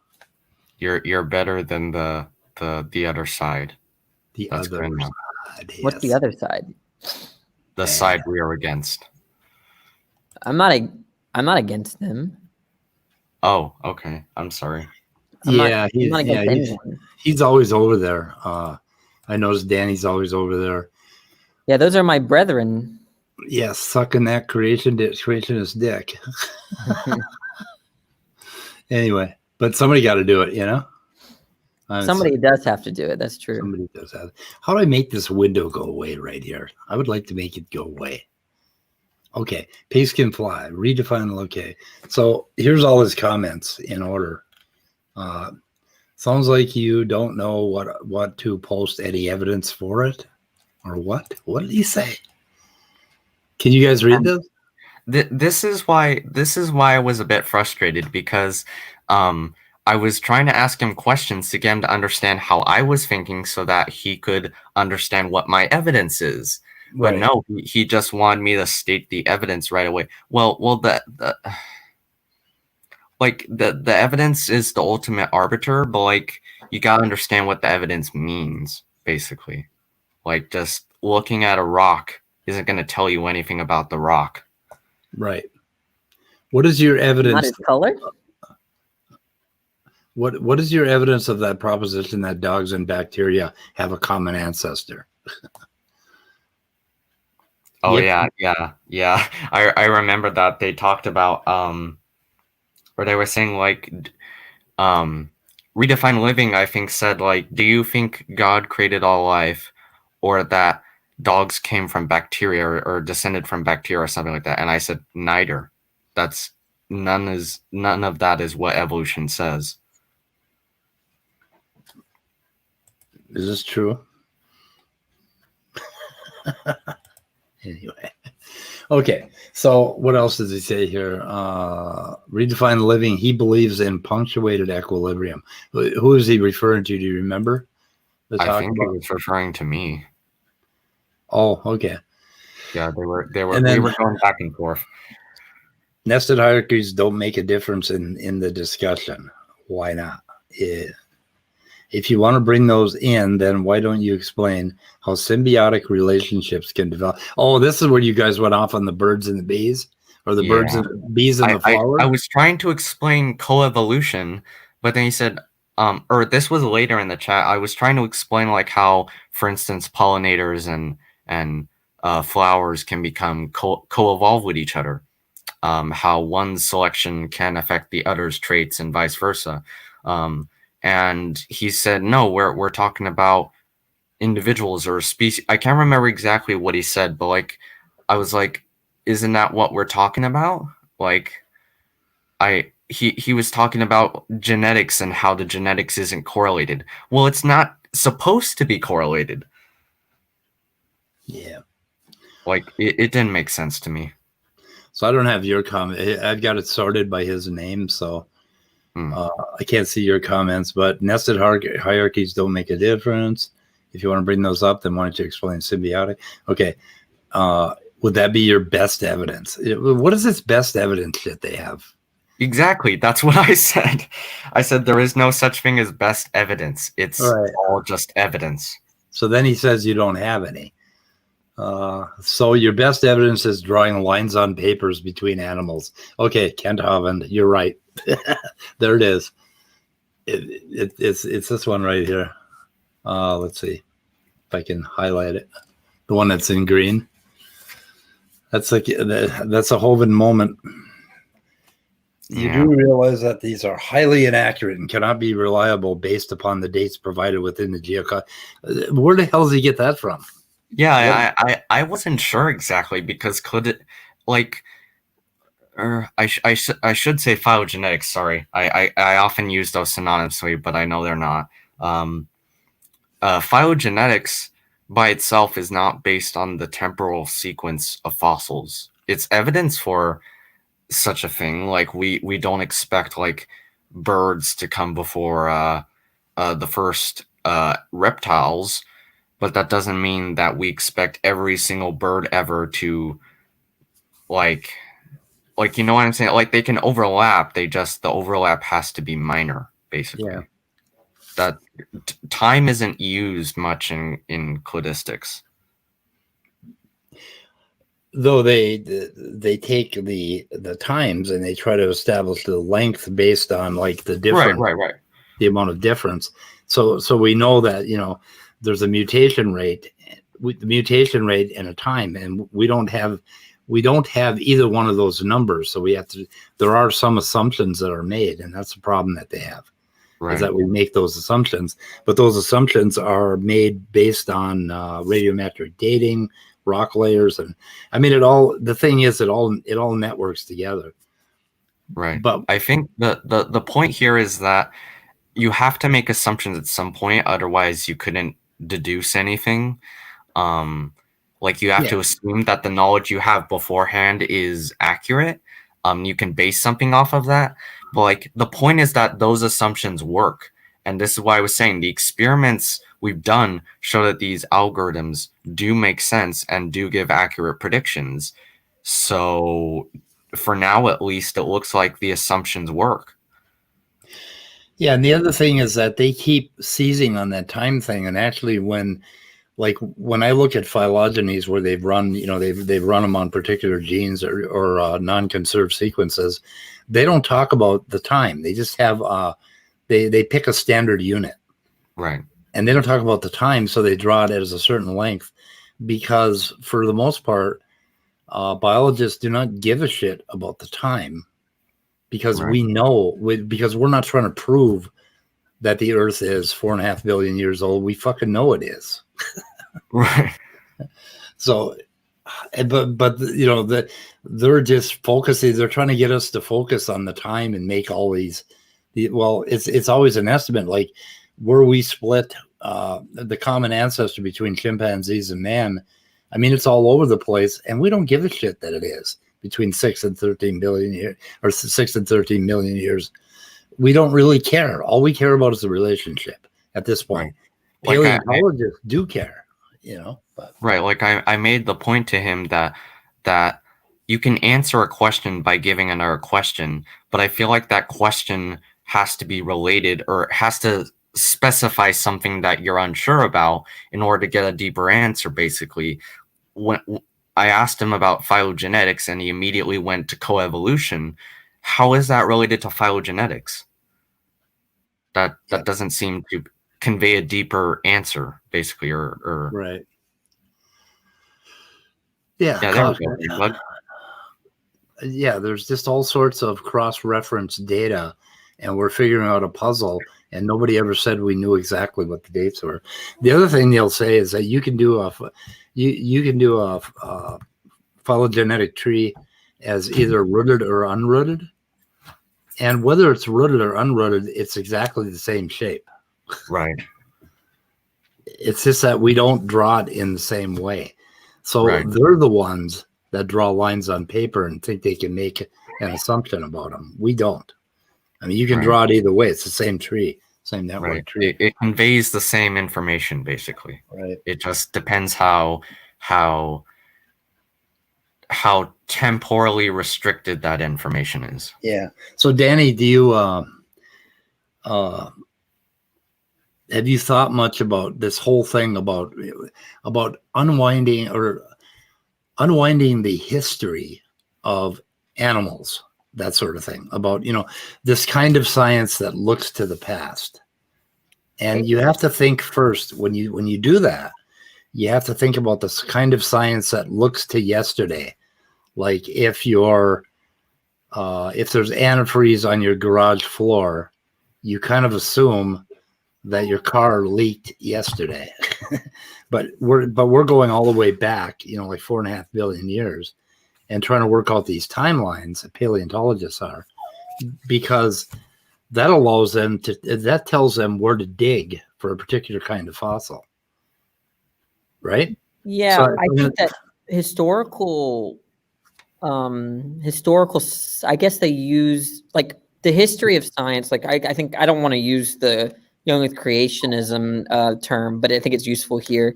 There's like historical science has a unique issue. It does. In that, let's say you have some hypothesis about the past, you can generate certain predictions, I think, about it. Yeah. But if it's the case that those predictions are met, then yeah, that seems to raise the probability of your hypothesis being correct. But yeah, with, like tectonic. Right. But then there are some cases where if those predictions are not met, you don't automatically cast out your hypothesis, right? Sure. Right. And I think that's what makes it a trickier thing. But I think that like there's going to be certain virtues of doing history, like certain epistemic virtues of doing history that are very much unlike the sort of virtues that are employed when you're testing some kind of theory about how things are now, right? Yeah. But I would say, for instance, that in both cases it's ruling out certain models. Like in particle physics, for instance, you don't always see the same particles. That doesn't mean that the pattern isn't there, just that you're ruling out certain patterns to get to the more correct one, basically. Well, what I'm trying to say is like think about a transition fossil. So let's say there's organism A, organism B, organism A and organism C. Presumably there should be some transition model. And the thing is that if we don't, let's say we scavenge, it seems like if we scavenge every rock layer, right, and we don't find this transitionary fossil, we wouldn't say that therefore there's no transitionary fossil, right? Right. Because there could be explanations for why we don't see that fossil. And then fossils are rare as hell. Yeah. So that's kind of unique. But I'm assuming there's a lot of cases like that when you're doing a kind of that kind of when you're doing like a historical account of what happened with respect to what happened, a natural event, Right. Yeah. I would just say that certain aspects of that are also found in what creationists would call operational science. What is operational science? Yeah, what the hell do they mean? Because I have no idea. I mean, if you put a bunch of chemicals in a flask, and you heat them up. Then 2 hours later, you go ahead and analyze what's in the chemicals. You are doing historical science. You are trying to figure out what happened an hour ago. Okay, it's just that you were there to write down that you heated the flask up and all that stuff. But then now, if we go out in the woods and we're trying to figure out what's happening with a beetle population, we don't have access to that actual observation for the last 3 months. You know what's been happening, but we can make a hell of a lot of really good guesses about what was happening. There's also there's an issue also with respect to, so there's a difference between the initial preconditions of the universe, right? If you think, now you might think that the universe has always existed, but still you can imagine another world in which it's eternal and the sort of antecedent conditions of a particular effect are all different, but you still have the same laws of nature. Right. And so you have to be careful what is something that we're trying to explain as a result of the difference in preconditions versus us trying to get at the natural law. So like when a rock rolls down a hill, right? We can, there's like, you know, there's the explanation as to why is there a rock rolling down the hill right here, right? And I don't think that's going to, I think ultimately that might be some kind of, there might be some kind of brute contingent fact with respect to that. And, but why is it causally disposed to rolling down the hill? That answer is going to be a natural law, right? Or some set of hypotheses about, or theories or models, right? And I think that's a little bit different, right? So it could be that life, like when life arose from non-life, that's going to be something like a rock colliding with a particular rock, right? It's not by physical necessity, right? That those rocks collide, right? Yeah, there's these. You could have just had a different universe with the exact same laws, but those rocks didn't collide, right? Yeah. So, you know, I don't like, you know, there's not going to, so you have to, I think that's one thing that to keep in mind, you know? Yeah. And that's something we're pretty well aware of, like with abiogenesis. Like I believe that maybe 20 to 100 years down the road, we're going to have not one, but hundreds or thousands of possible ways that life could have got started. Yeah, it's just I think it's gonna be, I don't think there's gonna be like the law of, like some law of life origin, right? That doesn't make sense to me.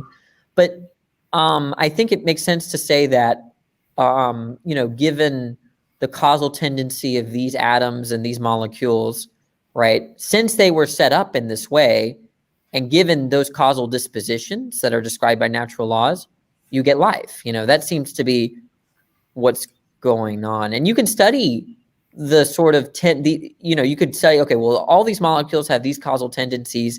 What if we set them up in this way? They might form some molecule, right? But that's going to be some kind of fact, some kind of contingent fact about the preconditions of the universe, I think. Yeah, well, what they're doing now in abiogenesis is they're doing a lot of very controlled experiments to figure out exactly how things can combine. And they have to control the experiment. Like, for instance, I've got a model I'm working on for some of Demeter's stuff. And the first thing I have to do with this model is I have to find a way to save all of the intermediate data in case we end up finding something that we want to explore, right? So I have to do an observation on every microstate. But what they're doing in abiogenesis, they're trying to figure out what can happen, what is possible. And then from that, they put it all together in this big nest. And of course, the prebiotic world was just trillions and quadrillions of different states and changing conditions. And you're never going to be able to figure out exactly what happened.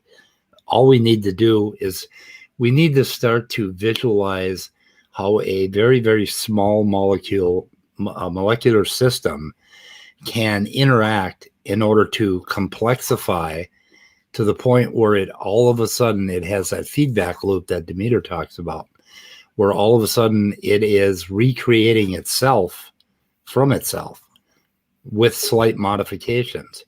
And that's where we're going to understand something about mathematics more than anything else. It's the mathematics of complexity that we are looking at. And that's why biosemiotics and information in biology has become so important. It's also important for cancer and a bunch of other stuff. But anyway, yeah, so, when I don't really particularly enjoy conversation. I do, but I'm saying there's very on the lower tier of conversation for me in terms of my own interest to talk about intelligent design and evolution. I think that's pretty low tier in terms of what I'm philosophically interested in, but I try to grant them as much as I can, right? Look, I'll give you that it's perplexing. It is very perplexing. Yep. Right. I will grant you, even though I know nothing about how it's been calculated, that it's improbable. Okay. I could grant all of their claims with respect to what's going on, physically speaking, in the cell, right? Or amongst organisms or other organisms. And I just still honestly don't see the inference, I just don't, so my strategy for these kinds of conversations is like, look, yeah, I grant you that it's crazy and perplexing and unintuitive. I grant all of your physical or empirical work. I can grant all of it. I just don't see the inference, right? Because I don't think you can infer from a particular set of physical states an intention. Like there's not going to be any necessity there. No necessity, right? And right.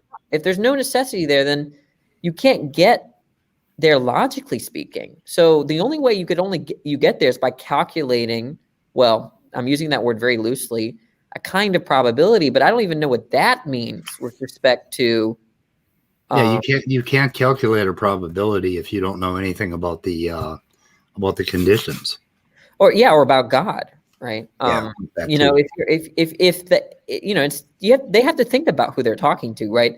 The people that are non-theistic, right, have no beliefs about how God works, right? They don't have any beliefs about his tendencies, right? There's zero background information. So on what grounds are they going to stand on to determine a probability there, right? So if it's not meaningfully inferred, right, there's no logical inference. And if a probability can't be calculated, right, then to me, the only thing is a kind of like intuition, right, which I do respect. I have intuitions, but that's not going to commit anyone else to their view, right? No one is being irrational, or no one ought be committed to some proposition just because you have an intuition that it's true. Yeah. Right. And abiogenesis researchers do not sit around and calculate probabilities on the back of an envelope, even though Eugene Koonin did it. But he did it sort of as a lark, just sort of let's play around with these numbers, that sort of thing. But I mean, it's not something that they do in the field because they don't give a shit about that. All they give a shit about is what is possible, because like the thing about abiogenesis is that when life starts out of these small beginnings, the very same kind of thing happens every time a zygote turns into an adult, multicellular animal. Okay. Every time a cell develops into a human being, there's a huge amount of just unbelievable complex interactions that if you were to calculate the probability of it happening, it would be astronomical that it could possibly happen. Yet it does. And then when they look at in a 50-year-old adult, how his cells tend to become cancerous or try to kill him, it's the same kind of thing.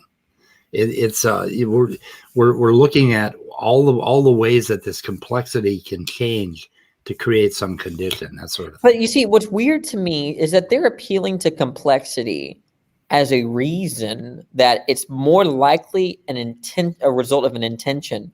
But on their view, all the simple things require a creator as well, right? So I just don't understand the difference in probabilities here with respect to how did this atom come to existence, right? Or how did these set of molecules form, let's say inorganically, right? Yeah. Aren't they going to say that that's design as well? So it's not like it's not like it's a level of complexity that factors in as an extra reason to think something's intentional, because everything is designed. Yeah. And the other thing about biological complexity, humans are in no way capable of creating or manipulating that biological complexity to any great degree. We're just getting started. We're learning to do it. Well, wait, but we don't know how to create a sun. I'm sorry. I know that too. Yeah. Yeah, no, like that. I've never really understood that argumentation. Look, Yeah, we can't do it. We can't create a solar system or a universe, let alone a moon. So it must be intelligently designed, and we're the only intelligence. It's never we know going to follow for me that because we have difficulty producing it, therefore it's more likely that it's an intentional. There's an intentional explanation. It just doesn't make sense because there's nothing out, like that. What do we? I mean, we create. Okay, so we create computers and stuff, right? But like, what's more complex, a computer or the moon? Yeah, the moon. A rock is more complex than a computer. Like, so why aren't they talking about look at this rock and look how the simplicity of this computer, right? This computer is so simple compared to the rock, right? Yep. Why don't they make those arguments? Because they've lost the intuition, right? Yeah. The intuition is no longer there, and that. Go ahead. Every single rock on the planet is absolutely unique, has a unique set of information. And I think Demeter and I, or Molecular Alchemy and I, were talking about molecular alchemy. We were talking about if you took a pebble, the size of a golf ball, and you tried to describe all of its relationships, where all the minerals are and what all the complexity is, it would take trillions and quadrillions of bits in a computer to describe one rock, and every one is unique and complex. Yeah. I mean, I used to run the ID stuff. So I understand, because like I came from a theistic background, but I mean, I kind of respect the theist that says, look, everything.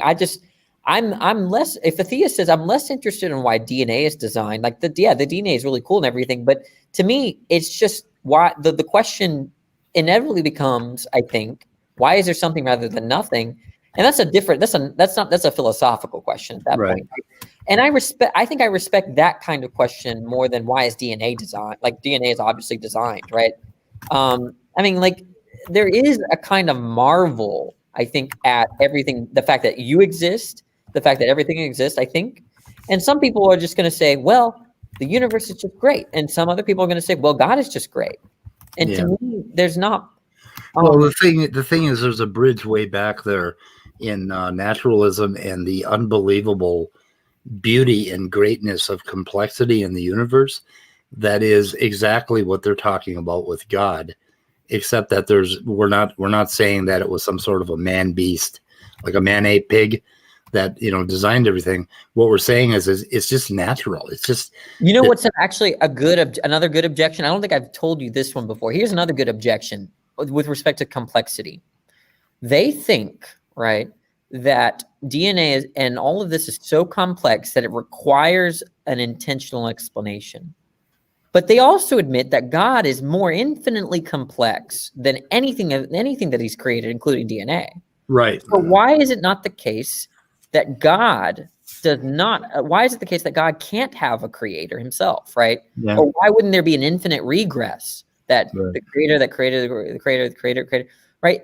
But they're fine with saying, well, it's complex and it's God's mind is complex and there's no further explanation for it, right? Right. And I think that's what the naturalist just does, right? With respect to, not even the naturalist, the atheist just says, well, look, the universe is complex, but it's just, there's no further explanation for why it's complex. Right. I don't see why to me, it's just, they're kicking the can a little bit farther down the road. the atheist is just going to say, wow, life is complex, end of story. And they're going to say, well, God is complex, end of story. Okay, Right? Lena says complexity means a lot of interdependencies. I want to know what you mean by that, Lena. If you could chat that up for us. Well, if she's a Christian, she's gonna have to admit that in some sense, Jesus, the Father, and the Holy Spirit are interdependent to create the God being. Right? That's what they're interdependent. Right? So God is complex, right? And that notion, but there's no explanation, no further explanation for why God is multiple persons. Right. They just draw a big circle around it and say, that's it. It's brutal. I don't see why the atheist just can't appeal to the same kind of principle, right? Exactly. With respect to nature. It pisses them off when we do. So they call it materialism of the gaps. Okay. Andrew? So Speed, if I was just wondering if you're gonna let Ochangelo in, because I want to ask him a simple question. Oh, there was somebody in the back room, and I didn't. Yeah, he's backstage. Yeah. Well, I don't know. That's a tough question, because I think there was a request that not happen today by a few people. But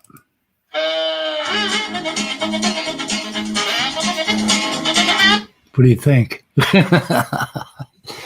He was backstage, but I think he left because I'm not sure if I want to go down that road. Yeah, that sums up some points that I've been screaming in my head, and it's really difficult if you're in a Christian chat room to make those points without getting really shot down. Yeah,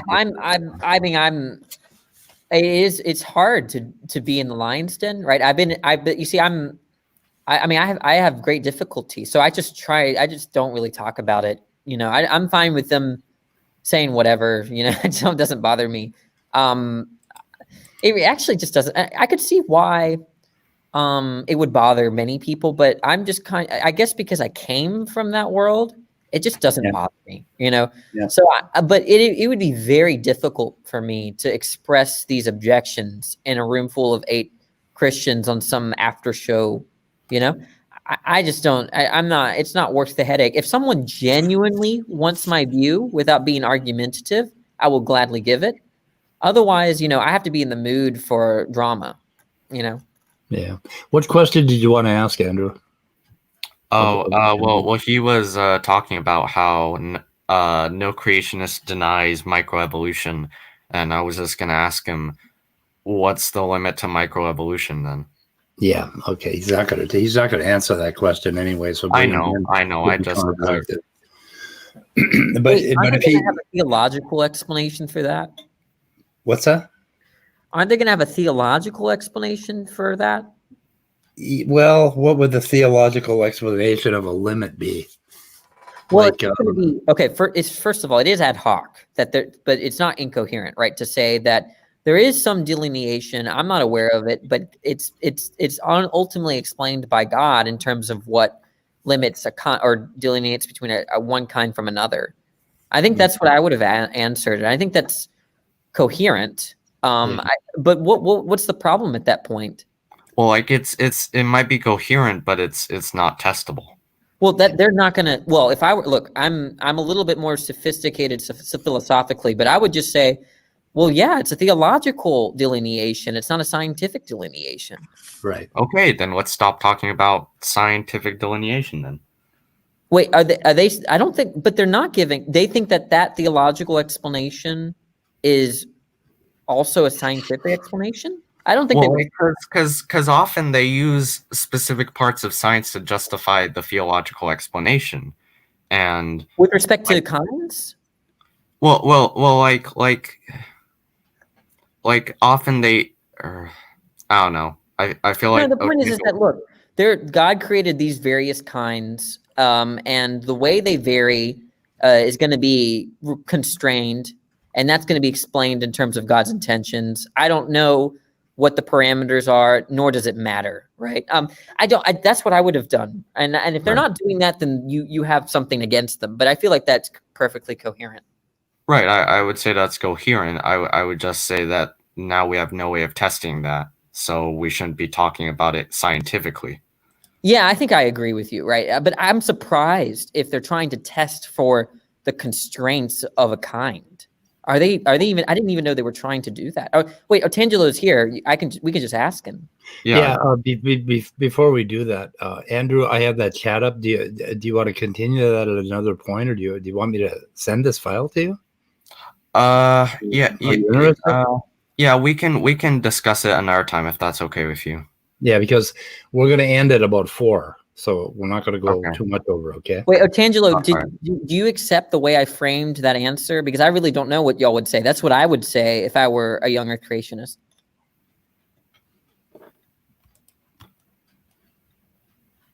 Oh, he's not here. No, he's here. We just can't hear him. Oh, is he trying? He's not lighting up for me. He's in the room. He's not muted. I don't know, but he is mute. So Tangelo, we wanted to know about that. See the limitations like of a fish basically evolving into something with limbs. Okay, is what they're talking about. So we're talking about fins to limbs, and they see that as an impossible limitation. And I've looked at the molecular biology of this, and it is not an impossible. Of course, yeah, I don't think that. Why would that be physically impossible? Didn't they like look at the fossil record and predict exactly what rock formations and ages they would find Tiktaalik in, and then eventually they found it? And they found it, yeah. But then they have all kinds of they'll show you a picture of Tiktaalik and it's all flattened out. And they say, "Oh, look at that!" And it's like, yeah, if you were a 6th grader and you found that fossil, you would not be able to figure a whole lot out. But paleontologists have a lot of tools, and they analyze these things very carefully, and they found a whole lot of intermediate morphology.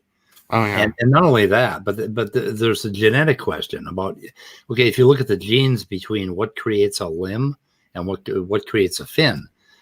There are not very many differences in embryological development. All we're dealing with is different fields. Okay, Otangelo somehow left. I'm not sure. Our device is not connected. Wait, but I don't see why it would be impossible for me to grow fins right now. Well, that would take a miracle.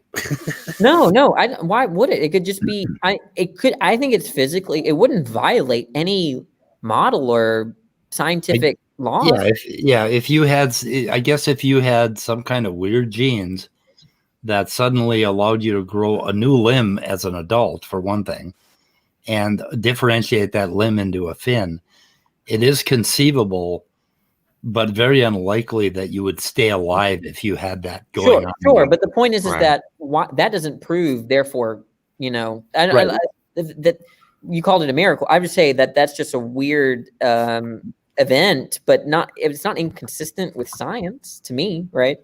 Is there something you want to tell us, Danny? No. Well, it'd be pretty cool if I could breathe underwater, but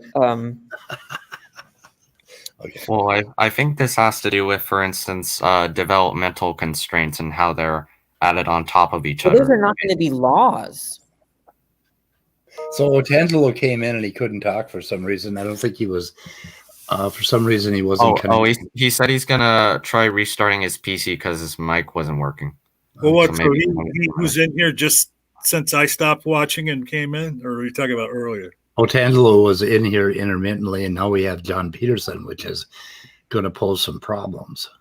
Oh, no, not necessarily. I mean, it's so funny because I was doing other shit and hadn't even intended on coming on, but then I came to watch for a while, and then I made the mistake of looking in the live chat and seeing some of the conversations going back and forth between Otangelo and other. I believe that Otangelo just blocked Dave. Really? Yeah, because let me see if I can find it here. Because they were going back and forth, and Dave had said something, and then the next response from Otangelo was, "Oh, Lori Hayes, bye." I think that means he blocked them, but. But I just wanted to say, because what we're going on in the live chat about is, Otangelo saying, I don't know any YECs that deny microevolution. And I always, even with my limited understanding, I'm always tickled, or, whatever word you want to use, when that argument comes up, because the thing is accepting microevolution while denying macroevolution is the same thing as believing in raindrops but not believing in puddles. Yes, exactly. Yeah. Because they draw this big distinction, and there's really not a distinction. It's the same process, just with a lot more time added to it. Right. Yeah, and sometimes not even necessarily a lot more time. Just very like embryogenesis. When an embryo develops, there are fields, and if there's just a very, very slight change in a regulator, you can end up with a limb extending for a long period of time, or extending so that it grows out longer. And when it grows out longer, it's subjected to many more conditions, and it can differentiate.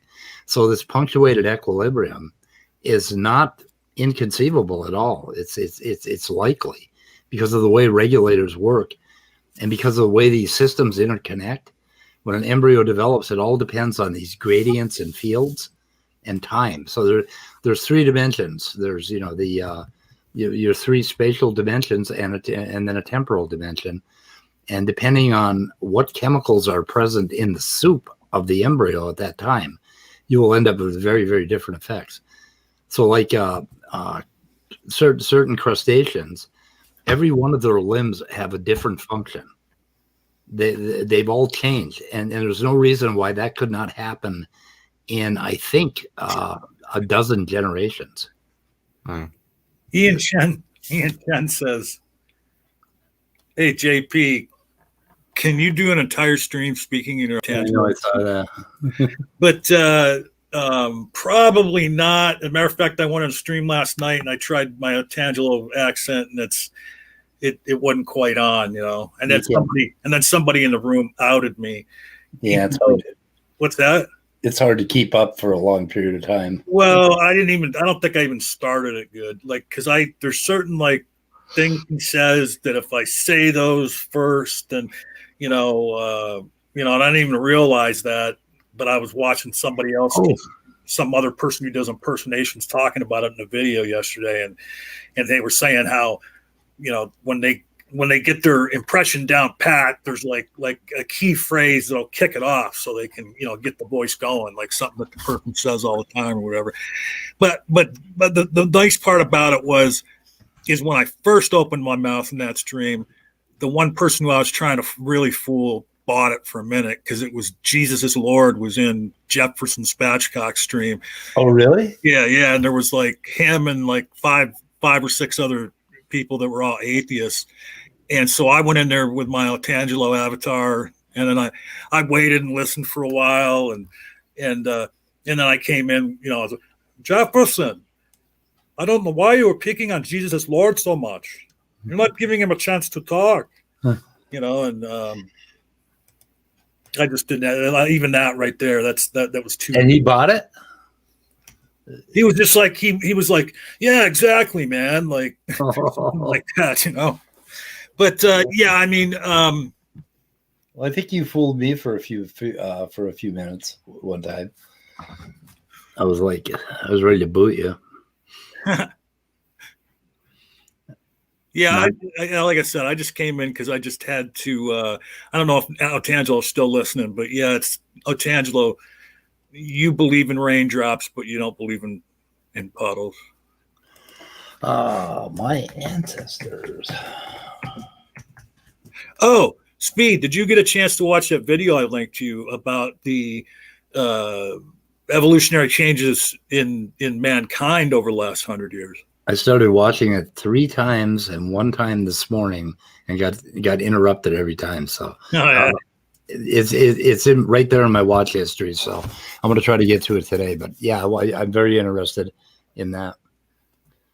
So anyway, so we're about to wrap up, guys. Yeah. Yeah, I knew I was getting here at the very end. You know, sorry, John. One thing I want to point out is that creationists and even old Earth evolution or old Earth creationists keep asking us to explain how something happens, and like explain how this could happen, like fins to limbs, right? I never understood that question. I've never understood.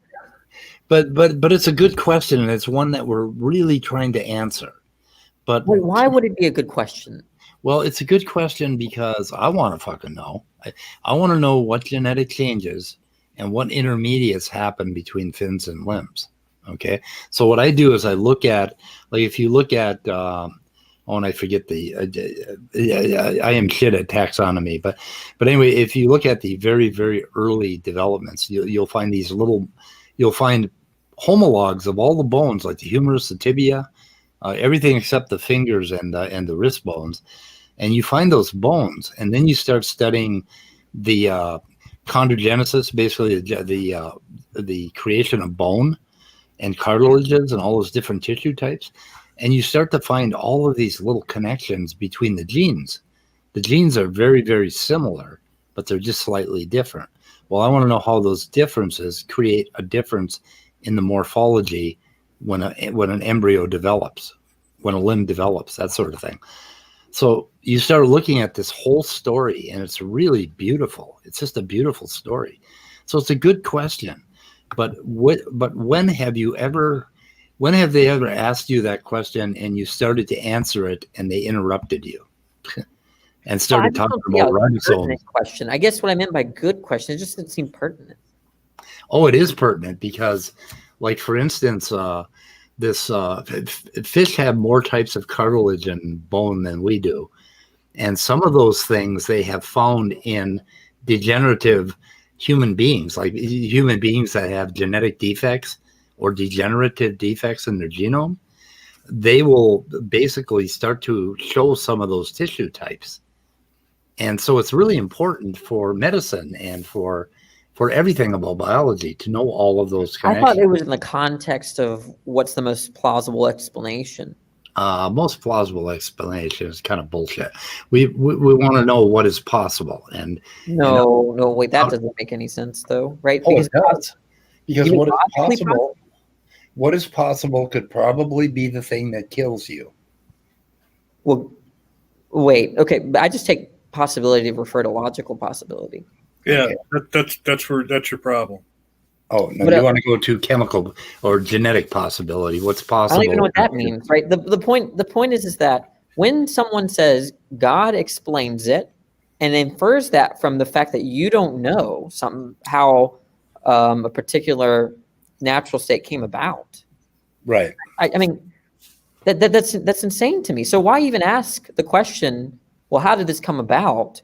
If you know that at even the best case scenario they don't know. Or even if they're wrong, right? Whatever answer comes out of their mouth, it will never follow. Therefore, God did it necessarily, right? Yeah. And that's what I mean by it's not a good question because to me, if you really think about it, it changes the subject, right? If it's the case that there is no inference there. Yeah, I mean, it doesn't prove anything philosophically, but like I don't know, y'all know way more science than I do, right? And if they were to ask me, well, how did DNA come about? I would be like, I don't know. It doesn't matter, right? It just doesn't matter, right? If you're making the claim that the most likely explanation or or God necessarily intended these things, right? Me knowing how or not knowing how bears no weight on your burden. Yeah, that's true. Yeah, but the reason I want to know is because I'm a curious science lover. That's why I want to know. Well, I think that's where the disconnect is because I think you were examining the question in a different fashion than Danny was. I mean, what Danny said makes a lot of sense, but I think you were having like a slightly different conversation. Yeah, I'm not trying to prove. I'm not trying to prove God because there are no gods. Creationism, right? Right. I mean, Danny was more addressing the mere fact that why would that they're wrong in asking that question because it has. It's not entirely unfair because I mean it isn't that we don't know the answer, but when they ask that question, it's because they cannot imagine. They don't have the imagination or the knowledge to figure out how it could have happened. So as a science enthusiast, it is sort of my burden to try to tell them how these things can happen. Okay, well, when they ask that's one strategy, but it's hard. I think what Danny was saying though is when they ask a question like that, it's they don't want to answer. They're begging the question because their question means, well, if you don't know how it happened, then I'm right then and claiming it was God that did it. Yeah, that seems to be the implication, right? Yeah. And look, that is one strategy. Look, you'll get some people. There are some people that are more receptive to that strategy speed. But they're being intellectually dishonest when they ask the question because they I don't know if they're being dishonest. They're intellectually dishonest because they don't think I can answer, and then they're going to say, "Oh, so you don't know, do you?" Yeah, but it could just be irrational, right? I mean, it could be dishonesty, or they could just be irrational. Yeah, or they lack the knowledge and imagination. Yeah, ignorance, whatever. The point is that one strategy is to say we do have an explanation. But to me, they need to understand the fundamentalness of their question. That's to say, it's not relevant. Right. It's just not relevant. Well, not relevant because what they do is okay. So they ask you, well, how did this happen? And you knowing that science hasn't figured that out yet, you admit we don't know. And then what they do is they think that is an inference to their explanation. Right. Even if I know the answer, I will not give it to them. I will say it doesn't matter. Right. Yeah. If they ask me how is it that, let's say I knew the explanation for why X causes Y. It still doesn't matter. Right. Nothing turns on this question of, oh, well, you must explain it. Well, no, but they make it. That is the discussion. That is their argument that it can't happen. So if you can tell them how it does happen or how it can why not ask for the argument why it can't happen? They flounder on that. You're letting them burden shift. Oh, but, yeah. That might be a strategy. It's just a strategy. It's just granting too much for me. Well, no, right? Yeah, exactly. It basically, okay, there's a difference. I mean, I could sit and fuck with creationists all day long and never get anywhere. Or I can do what I love to do and talk about, how it does happen. Yeah, I don't have no problem with that. I really don't, because the science might be interesting. It might be interesting to respond to these interesting responses to the scientific consensus. But for me, I just cut them right at the throat. Yeah. I'm just saying, give me the argument for why it can't happen. Real quick, Otangelo was asking for the link. I think Speed's going to end this really soon here, Otangelo. Yeah, how much I got to pay to get out of here again? Yeah. Well, I actually got to go feed my dog, so I'm going to be heading out. Yeah, it's good. I mean, and then just to put a pin on what Danny was saying, it's just like that one stream that I mentioned yesterday, or I can't remember if it was here or somewhere else. And, I had asked Otangelo, what's the basis of your model? And he said the Bible. The Bible. The Bible is the basis of his model of biology. Yeah, Ian Chen is talking about his daughters are never going to have boyfriends till they're married, and I said good luck with that.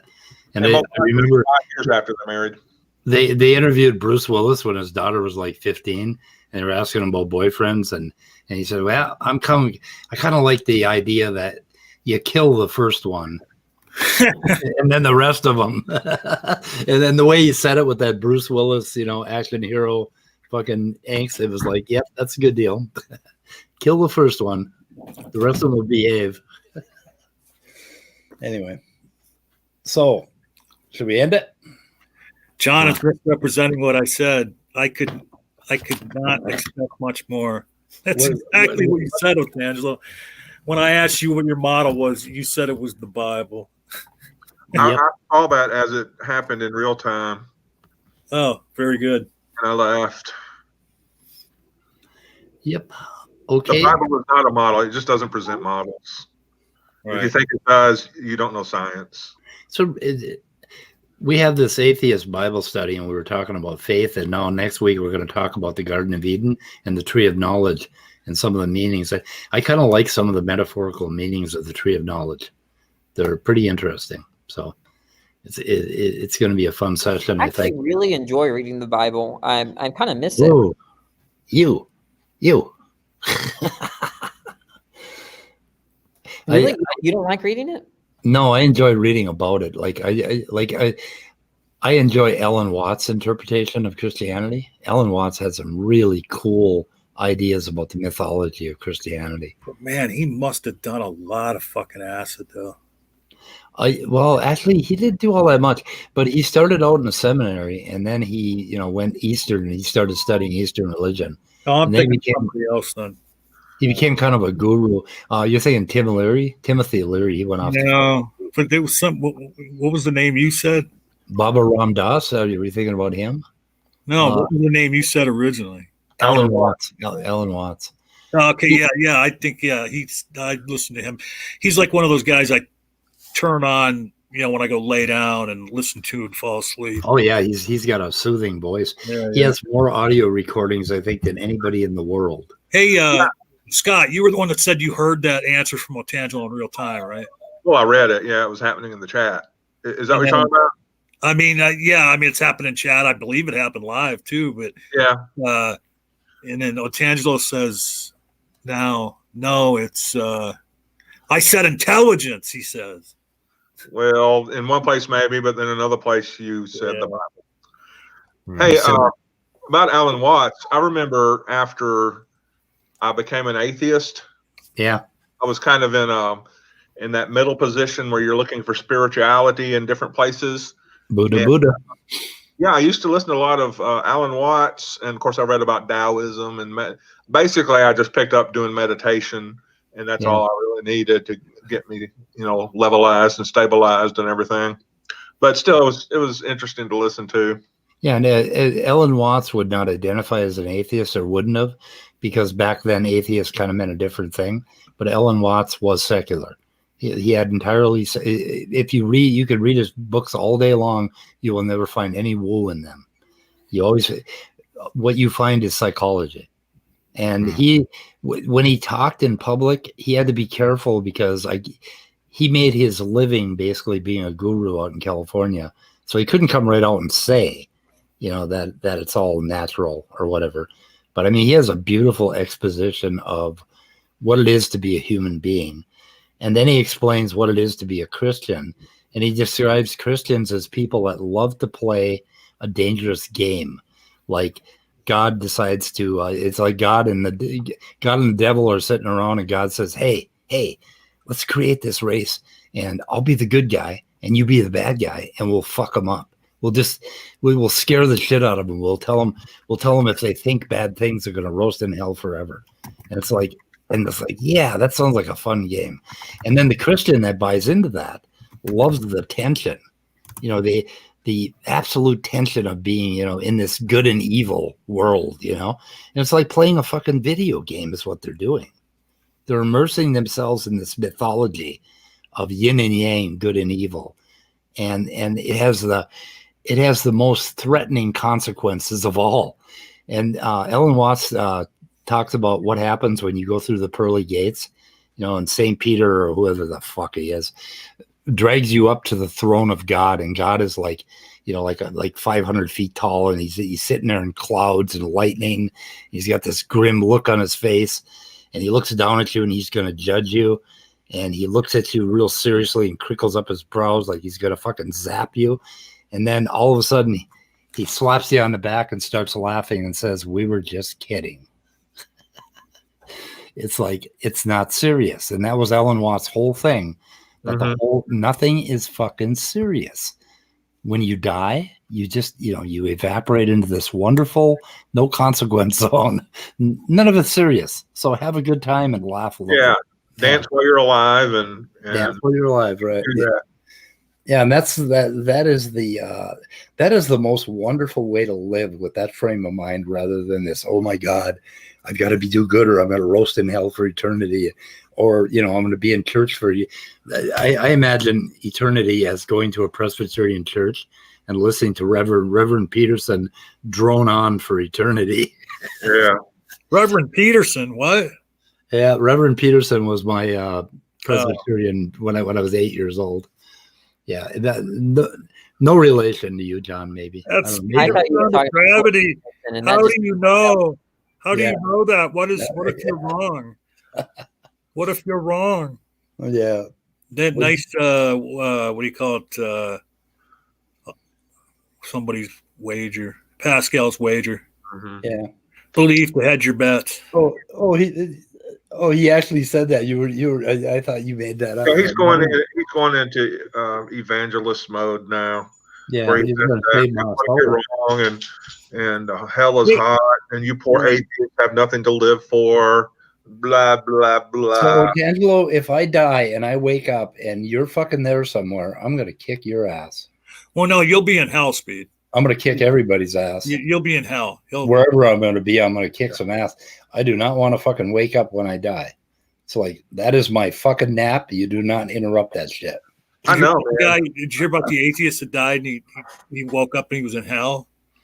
And then one of the Satan's minions grabs him and says, look, so you got to pick where you want to stay for eternity. We've got a few different rooms. And he takes him down the hallway, opens up the first room. And in there's a bunch of people, and there's rabid rats running around and nipping at their ankles and jumping up on them and tearing their flesh off. And the guy's like, yeah, I don't know about that. And he takes them to the next room and goes in there, and a bunch of people in there, and there's wildebeests running around with him and knocking them to the ground, and then fucking them up the ass. And he's like, yeah, I don't know what else is there. He says, well, there's one more room. So he takes him to the third room, and the room is 2 feet deep in shit. But everybody's standing around drinking coffee. And he's like, yeah, that kind of stinks, man. That's horrible, but it's better than them other 2 rooms. He's like, yeah, I'll take this room. So they put him in that room. They give him a cup of coffee. 10 minutes later, the devil's minion comes back, opens the door. He says, all right, coffee break's over. Everybody back on your heads.